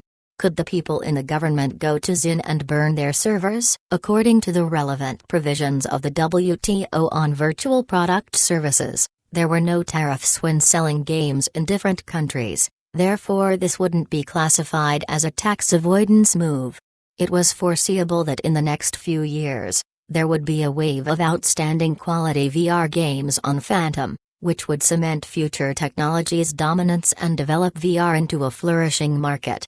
Microsoft Game Studios, or MGS for short, was a wholly owned subsidiary of Microsoft that developed and distributed games for Windows-based personal computers, Xbox and Xbox 360 game consoles. Its development game involved various fields from RTS to RPG. Classic titles included Age of Empires, Fable, and Halo. The consideration of MGS as the richest console game company wasn't an exaggeration. At the summit, Future Technology invited MGS, and MGS CEO Aidan Nelson also personally attended the summit. After attending the VR game industry summit in Silicon Valley, Aidan stepped out of the venue and immediately flew back to Redmond, Washington, and took his suitcase directly to Microsoft headquarters.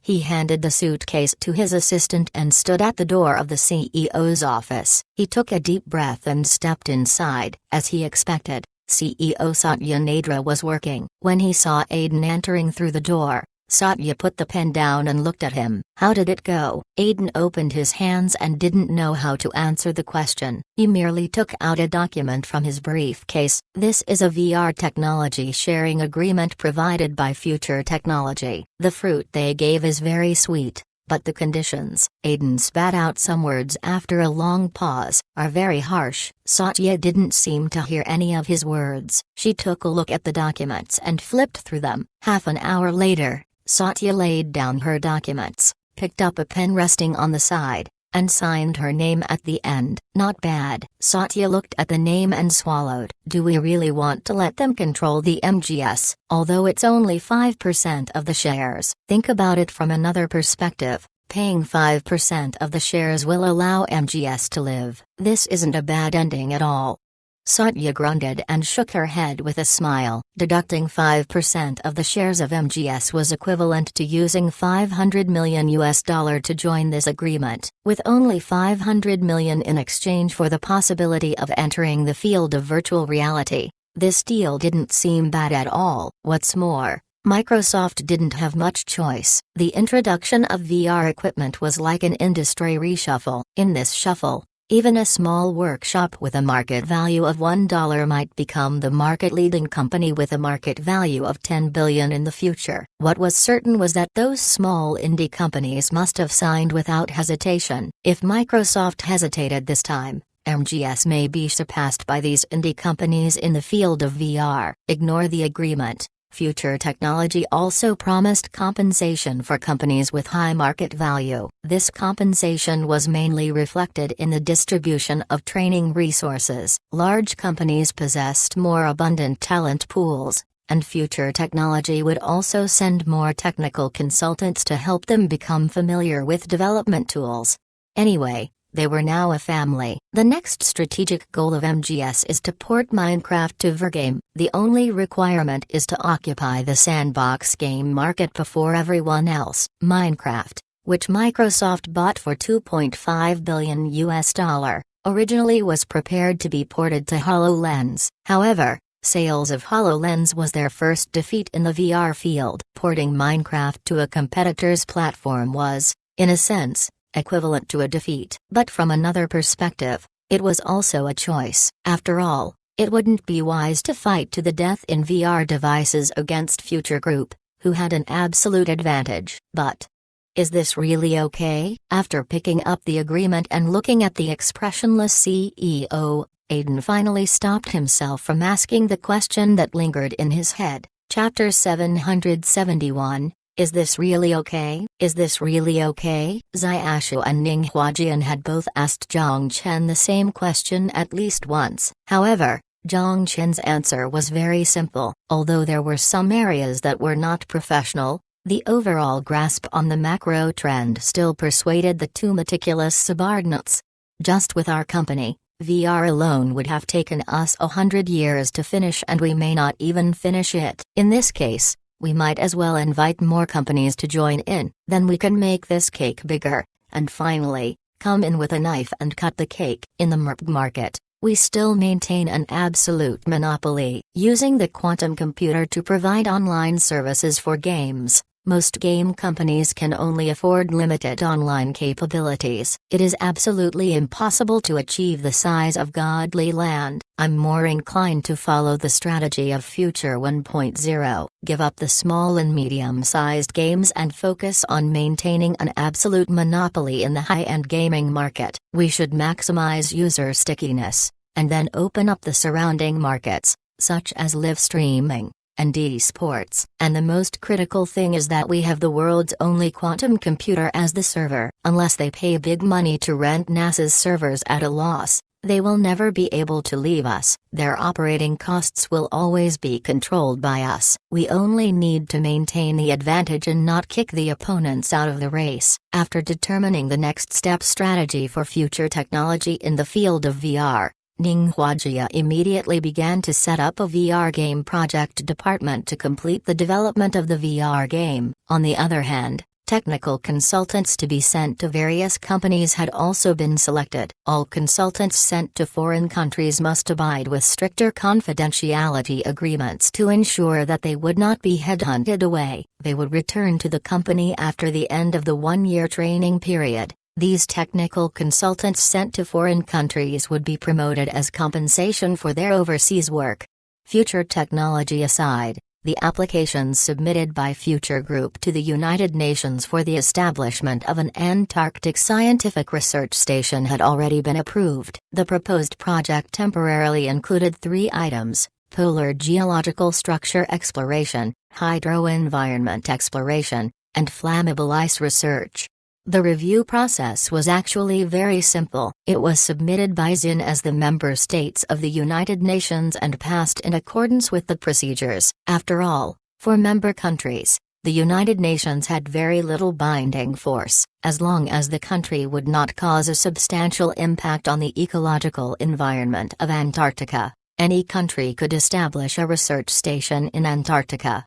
The premise was that you have to have the technology and budget. At the end of April, Zhang Chen resupplied the warehouses in the apocalypse. At the same time, Lin Lin gave him good news in excitement. The Garden of Eden, which had been in construction for nearly 2 years now, was finally finished. The completion of the Garden of Eden meant that food production in the apocalypse could finally be self-sufficient. The biosphere, which was completely closed to the outside world, would become the real Garden of Eden in the apocalypse. Under the leadership of the NAC, it would draw nutrients from the wasteland, rebuild pre-war prosperity, and germinate the seed of civilization. The survivors on the mainland must also face a choice that they have to consider. To the south or to the north, it was foreseeable that, in the near future, a civil war was bound to erupt between NAC, led by General Zhang Chen, and the Northern Alliance area, self-determined to be the righteous ruler. Only then would the foundation be laid for the right to rule the land. It was precisely because of this that even if the province of Suhang returned to stability,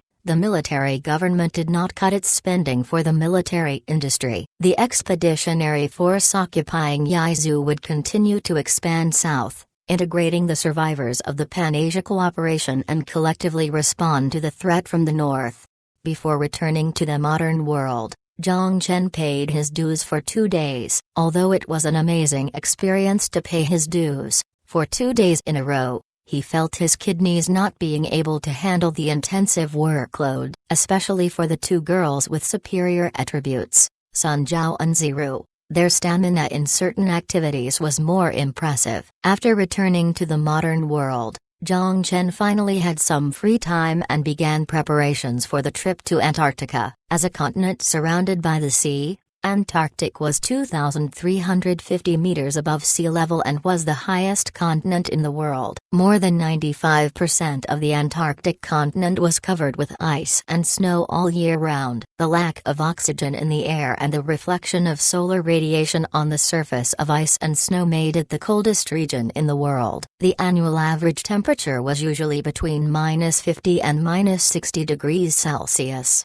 with a low that could reach 88 degrees Celsius. It was said that working there, rubbing your nose may accidentally rip your nose off. Exploring in such a hazardous place is extremely dangerous if one is not adequately prepared. In addition to a polar cruiser purchased from a ship company, Zhang Chen also prepared a lot of equipment from the apocalypse for dealing with extremely cold weather, such as constant temperature tents, snow-melting agents, ice-breaking bombs, and dozens of hummingbird drones that could adapt to various uses in low-temperature environments.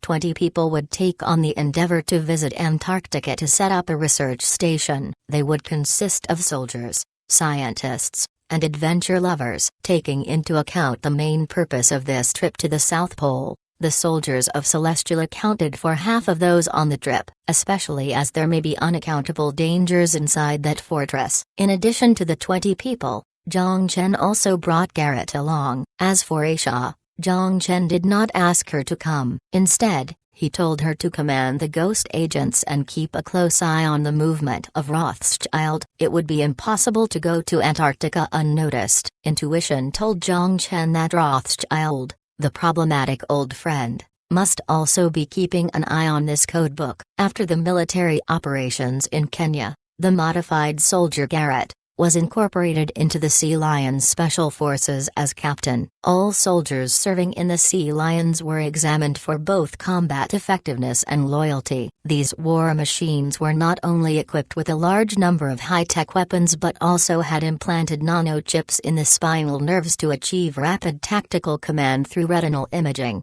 When Zhang Chen asked him, he looked at Zhang Chen blankly, directly expressing his confusion. The South Pole, is there anything there? To protect the science research team, Garrett's expression turned even more bizarre. It was the first time he had heard such bizarre thing like sending special forces to protect the Antarctic research station. Do penguins threaten the safety of researchers? That is ridiculous. Zhang Chen obviously saw the confusion. He said and smiled. On the surface, This is a mission to protect the scientists. But in fact, I need to take you with me for a mission. It is unclear whether or not there will be danger, but we have to be cautious just in case." Garrett's expression instantly changed and immediately said, "Is there a mission briefing? The content of the mission is top secret. I'll tell you after arriving at the destination." Then, Zhang Chen got up and left the barracks. Chapter 772, Arriving in Antarctica. The ship had a 150-meter-long hull,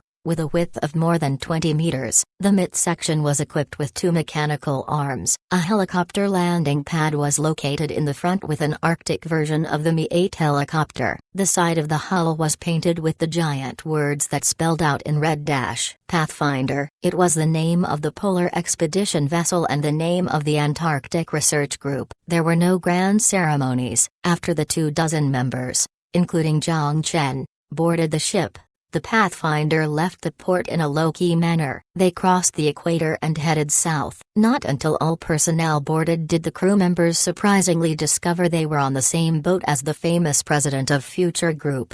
"My name is Zhang Chen. Obviously you already know that. Just go on with your tasks. I'm just taking a trip to check out the South Pole." The ship moved, and the leader of the team held a briefing session. All the crew members attended and Zhang Chen did not exclude himself. At the meeting, he made a brief introduction. After finishing his introduction, he headed back to his room and left the shocked crowd still in the cabin. After the meeting, 4 girls that specialized in surveying gathered together and went to the cafeteria for food. On the way, the 4 girls quickly began to gossip. "Oh, is that really Zhang Chen? That's the one on TV, the president of Future Group with multiple 100 billion companies. But why is he on our ship?" A girl covered her mouth with her eyes wide-ended. "On the same boat with the president. My God, this is just the perfect beginning of a Korean drama." Another girl said with stars flickering in her eyes. "Wake up, Kyankian, it's time to take your medicine." The girl standing next to her passed her lunchbox. "I hate you, screw you." The girl called Kyankian blushed and softly hit her friend. From the equator, the South Pole was close to 10,000 kilometers away. At the highest speed of the Pathfinder, being 18 knots, it would take them about 2 weeks. Not until now did Zhang Chen realize how terrible of a decision he made not bringing Asia. With Asia, at least he didn't have to spend the nights alone. Now, his only pleasure all day was to stay in the bedroom with a phantom helmet, using quantum communication satellite Wi-Fi to play online games. The total number of female creatures in the entire vessel was scarce. First of all, the soldiers were all males. Second, all the scientific researchers were basically male. The only 4 female scientists were quite interested in him. But Zhang Chen was not interested in spending an intimate moment with them. However, time did fly by quickly while playing online games and enjoying the sea breeze. Although Zhang Chen had an administrator account, he did not use it. He registered an account and created an archer, and began to level up from level 1. It was certainly fun playing this game. In particular, when someone showed off in front of him, he would secretly open a hack and one-shot them with a magic arrow. It felt amazing. After playing for more than 2 weeks, he met several interesting netizens, but Zhang Chen didn't state his identity. When the Pathfinder approached Antarctica, he would probably stop playing the game. In the last 3 days,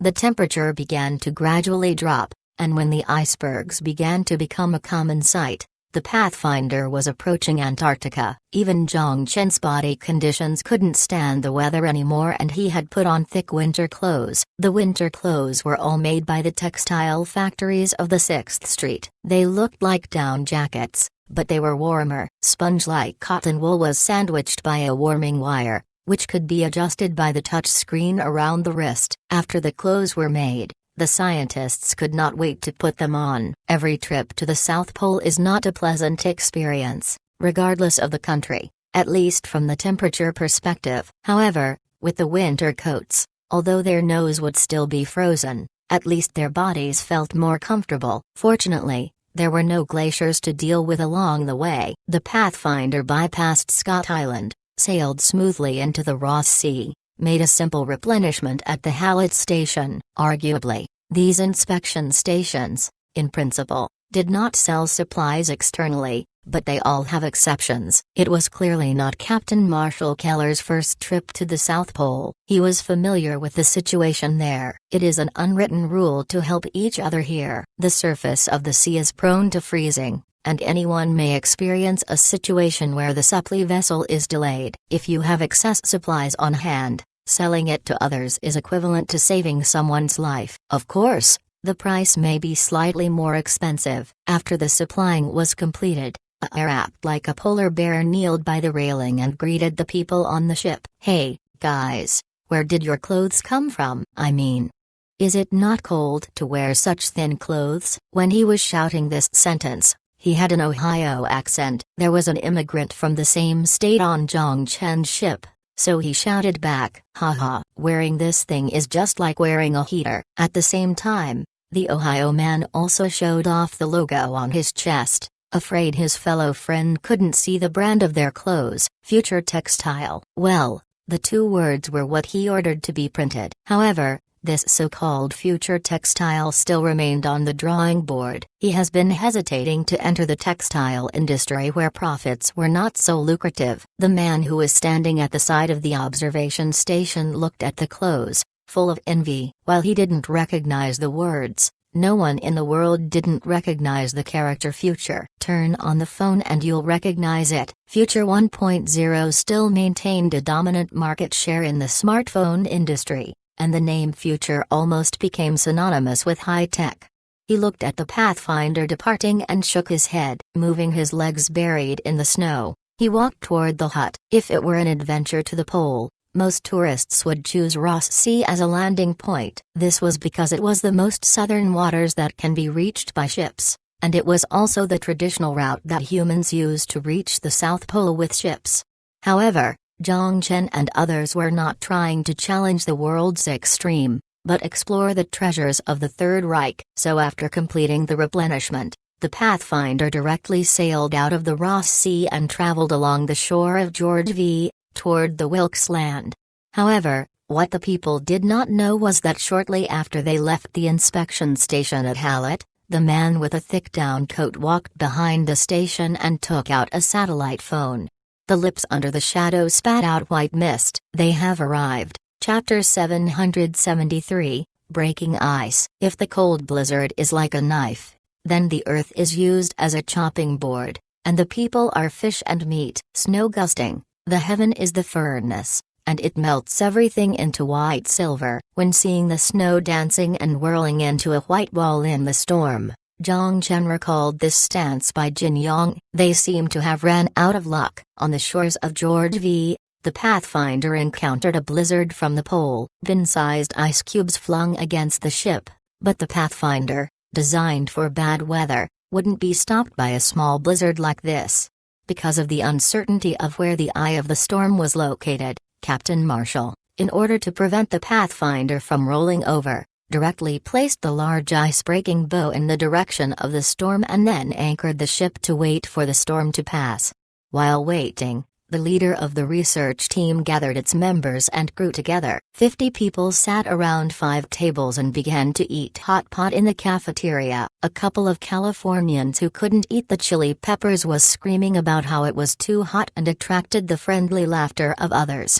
The storm was blowing outside and the pot was lit inside. It was a great experience. Zhang Chen had not eaten hot pot for a long time. It was the first time he had eaten such spicy hot pot. He had to eat several bowls of rice to down the food. With the president being so down to earth, the members also became less reserved. A pretty little girl was adding rice for him. Regardless of the skin color, everyone spoke the same language. Everyone ate meat, drank alcohol, and chatted freely. But Garrett was stubborn and didn't drink. As soldiers of the Sea Lions Special Forces, protecting the safety of Zhang Chen was their top priority. Not to mention not a single drop of alcohol. They must take shifts when eating. With such strict discipline, although he felt bad for the soldiers, he didn't say anything. Discipline was discipline. For soldiers, discipline was above all else. Since it was Garrett's team, Everything was up to him. Zhang Chen knew very clearly that giving directions as the president would only cause trouble for other people. The storm persisted until the next morning. The Pathfinder has stowed the anchor,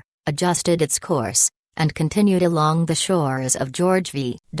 Novel full. Inside the control room, Captain Marshall had just lit a cigar and was frowning slightly at the map. After a while, he put down the cigar and looked at Zhang Chen with questions in his eyes. Zhang Chen was standing on the side with his arms folded. Just 10 minutes ago, the president of the group found him and suddenly asked him to change the original destination and deploy the station on the location marked on the map. Why choose to build a station there? Whether it is the weather conditions or the cost of supplying, this is far less ideal than the Ross Bay. Marshall asked, pointing at the red circle on the map with the two fingers still holding a cigar. But there are abundant flammable ice reservoirs in the nearby sea. Zhang Chen shrugged. The sea floor has abundant flammable ice reservoirs, but that is not the only reason. The closest location to the coordinates on the codebook was the real reason he chose this place. The reason why he did not disclose this information before and suddenly went to find Captain Marshall was because he was worried that the people on board the ship would leak the information. It's reckless. Marshall shook his head, sighed, and looked at the first officer. Reduce the speed of the ship. The landing point has changed. Although he was not satisfied with the reckless decision, he was the president after all. The salary he now earned was twice that of his peers, and he just couldn't complain for the sake of his salary. Just like this, the Pathfinder made a turn from its original route and diverted to the hinterland of Cape Goodenough. There was a thick layer of ice on the sea, but it was not difficult for a polar expedition ship with ice-breaking capabilities. The large ship's hull directly hit the thick ice, and then crushed the ice directly with its displacement. Just like the roller cruising in the glacier, in the frozen sea, a blue trail was rolled out through the whiteness. Many members of the expedition team stood on the bow and took pictures with their phones. Although it was the first time for some of them to come to the poles, they didn't have much of a chance to see the icebreaker breaking ice before. It was also the first time for many people. Also standing on the bow was Zhang Chen. It was his first time seeing an icebreaker in action. In the past, he always thought that the icebreaker used its bow to cut, but he did not think that in fact, the icebreaker was crashing ice with its own weight. Fortunately, we didn't come across a thick layer of ice that couldn't be crushed. Now, we don't need the explosives anymore. Standing in the air-conditioned cabin, Captain Marshall wiped his sweat off of his face and then looked at Zhang Chen, who just came inside. Close the door. My sweat is freezing. Zhang Chen gave him a friendly smile and immediately closed the door behind him. He hung his winter coat up and walked next to him. How are things going? With your experience, is this coast suitable for the deployment of a station? The terrain is good, but I'm afraid it will be a little troublesome later for supplying. Marshall glanced at the ice outside the window and picked up a pen to draw a line on the map. We want to make sure that it will not freeze here. We must cut a triangle here and push it out of the region. I suggest we push it out. If we blow it out, the International Environmental Protection Organization may give us trouble. However you see convenient. I believe in your judgment. Zhang Chen laughed. Marshall grinned and put the cigar back in his mouth. Leave it to me. In the middle of Cape Goodenough, on the frozen, the Pathfinder crashed outward along the triangle. Several crewmen in winter clothes jumped out on the triangular ice shelf and drilled a dozen piles from the outer edge of the ice shelf with spikes. The graphene cables were thrown off the boat. The crew members tied the ropes down, and then returned to the boat. These cables were all tied on the mechanical arms of the polar expedition ship, the strongest point of the entire ship. Everything was ready. Marshall, with the same cigar, began to increase the horsepower of the ship. The graphene rope gradually tightened and creaked. At this time, Zhang Chen was surprised to find that the ice surface of several square kilometers was moved by a small ship. Although the surface looks daunting, we just need to give it some speed and it will run out on its own. Marshall said with a smile, pointing out the window. Those cables are really strong, much stronger than what we used before. We used steel rope before, The toughness was bad. Not only was it susceptible to breaking, it may hurt our own people. Graphene material, is it? Technology is a magical thing.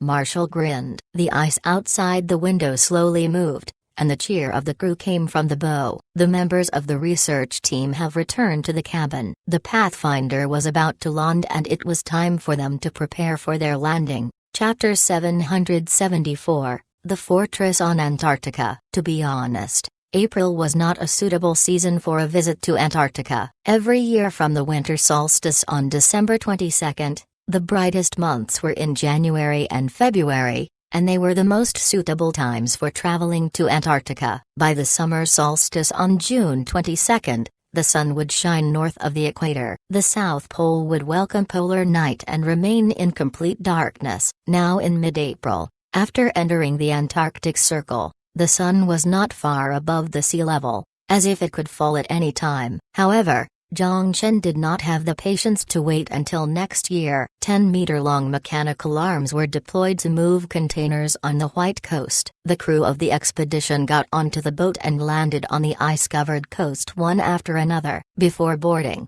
everyone consciously used a vacuum cleaner to clean every corner of their pocket to avoid seeds or other creatures being brought to the South Pole. It was a rule that all surveyors stepping onto Antarctica consciously abided by. The Antarctic ecosystem was extremely fragile and everyone must prevent the ecological disasters caused by the invasion of species. After all the errands were taken care of, Zhang Chen boarded the last boat and stepped onto the continent of Antarctica. Accepting from the hands of the exhilarated members, Zhang Chen inserted the blue flag into the height of the White Desert. The 9 stars that represent the 9 islands of the Panu archipelago swayed in the wind, and the palm leaves that surround the 9 stars symbolized victory.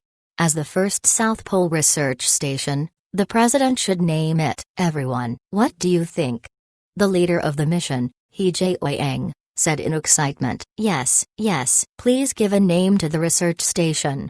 Immediately someone responded with whistles. Haha, why don't we call this future research station? It's not creative. With the enthusiasm of the team members, Zhang Chen thought carefully for a moment. With his naming creativity, it would be difficult to think of a good name. Future? He was almost bored of hearing this name. The research team was not an enterprise. There was no need to make it sound like his retail chains. Let's call it Antarctic Gull. Seagulls are the national birds of the Panu archipelago and have not changed even after the change of regime. It is said that the first settlers who arrived in the Panu archipelago were rescued by seagulls. So the colonists who first arrived in the Panu archipelago considered the seagulls as the ambassadors of God.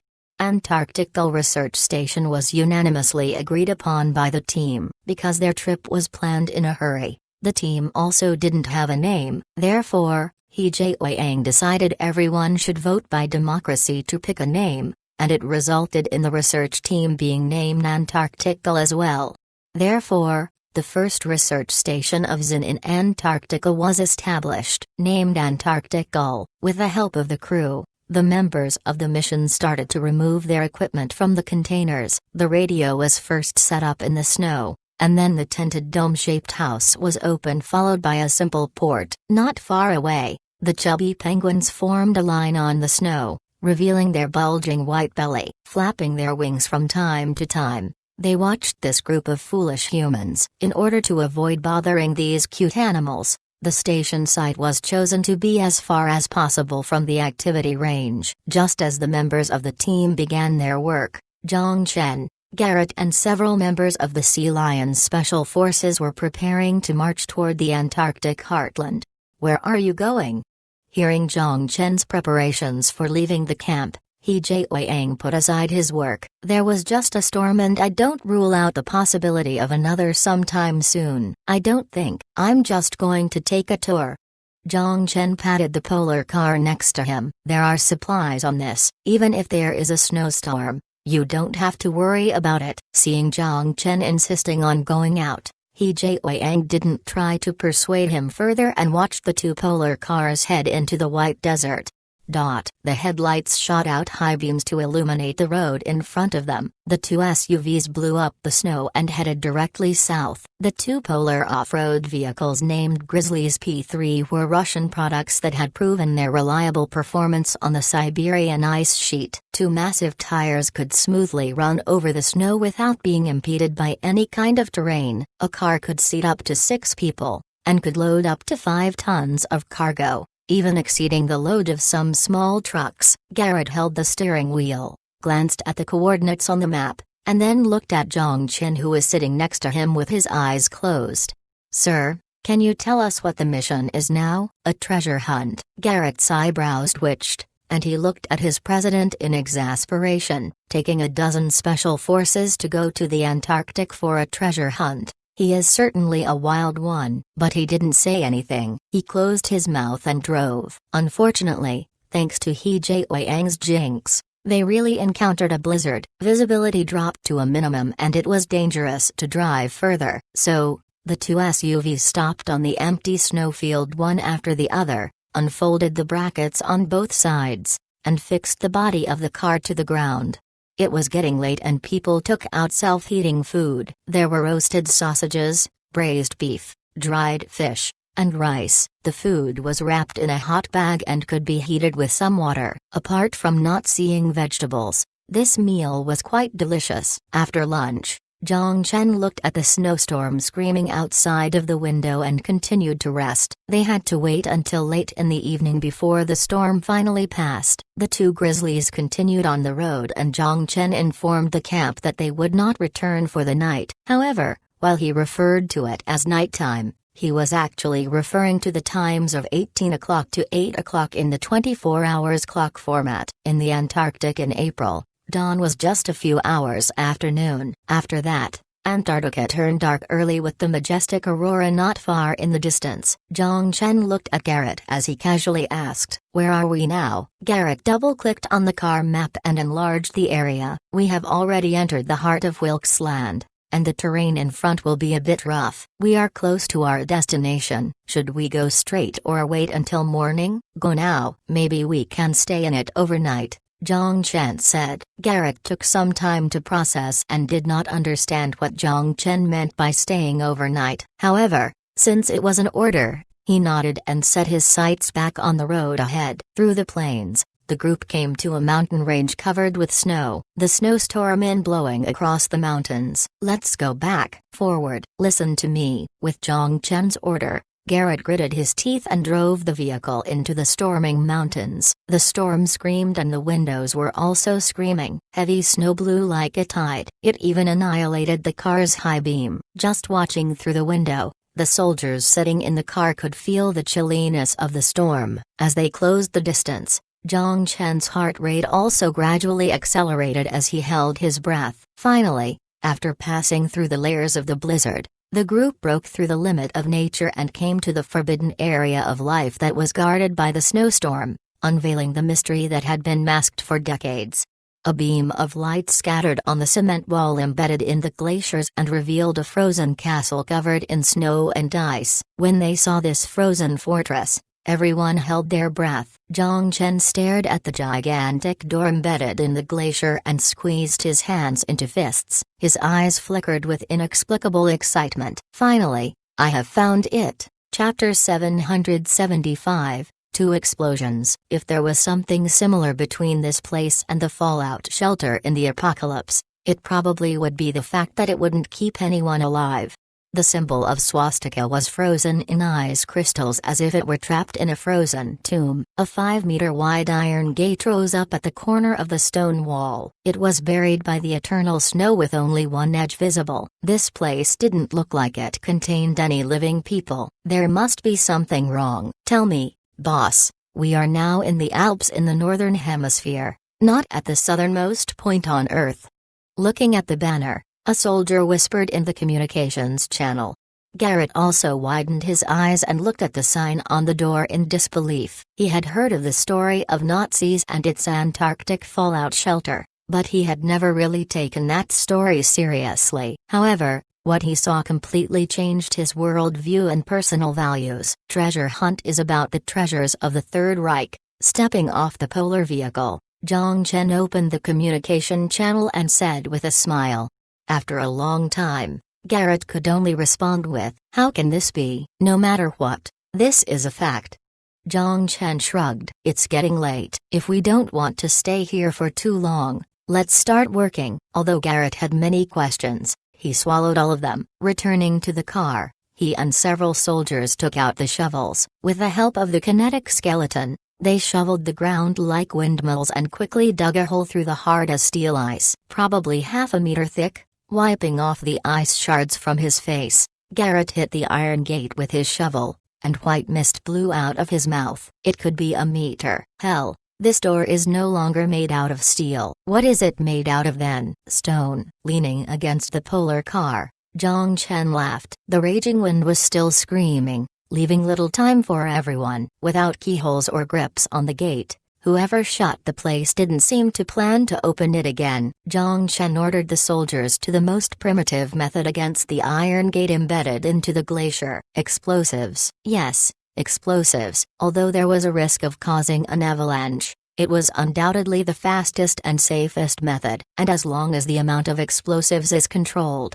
this risk would be reduced to a minimum. Garrett was confident in using explosives as he had served in Iraq and Afghanistan and he was not unfamiliar with them. However, even Garrett wasn't too confident using explosives in an icy and snowy environment. Judging from the number of explosives used and the angle of blasting, Garrett carefully stuck strips of explosives on the iron gate. He gestured to his comrades next to him and pressed the switch. There was a flash. Then the sound of the explosion was muffled because of the deep snow, and the heavy door was blown apart. Fortunately, it did not cause an avalanche. The dark tunnel led to the innermost part of the snow mountains. Even when shone with a ray of light, there was no end. There was a stale smell inside, which made one wonder if there was air down there. Soldiers of the Sea Lions Special Forces were ready to fight. They removed their combat equipment from the polar vehicles, started retinal imaging using the nanochips,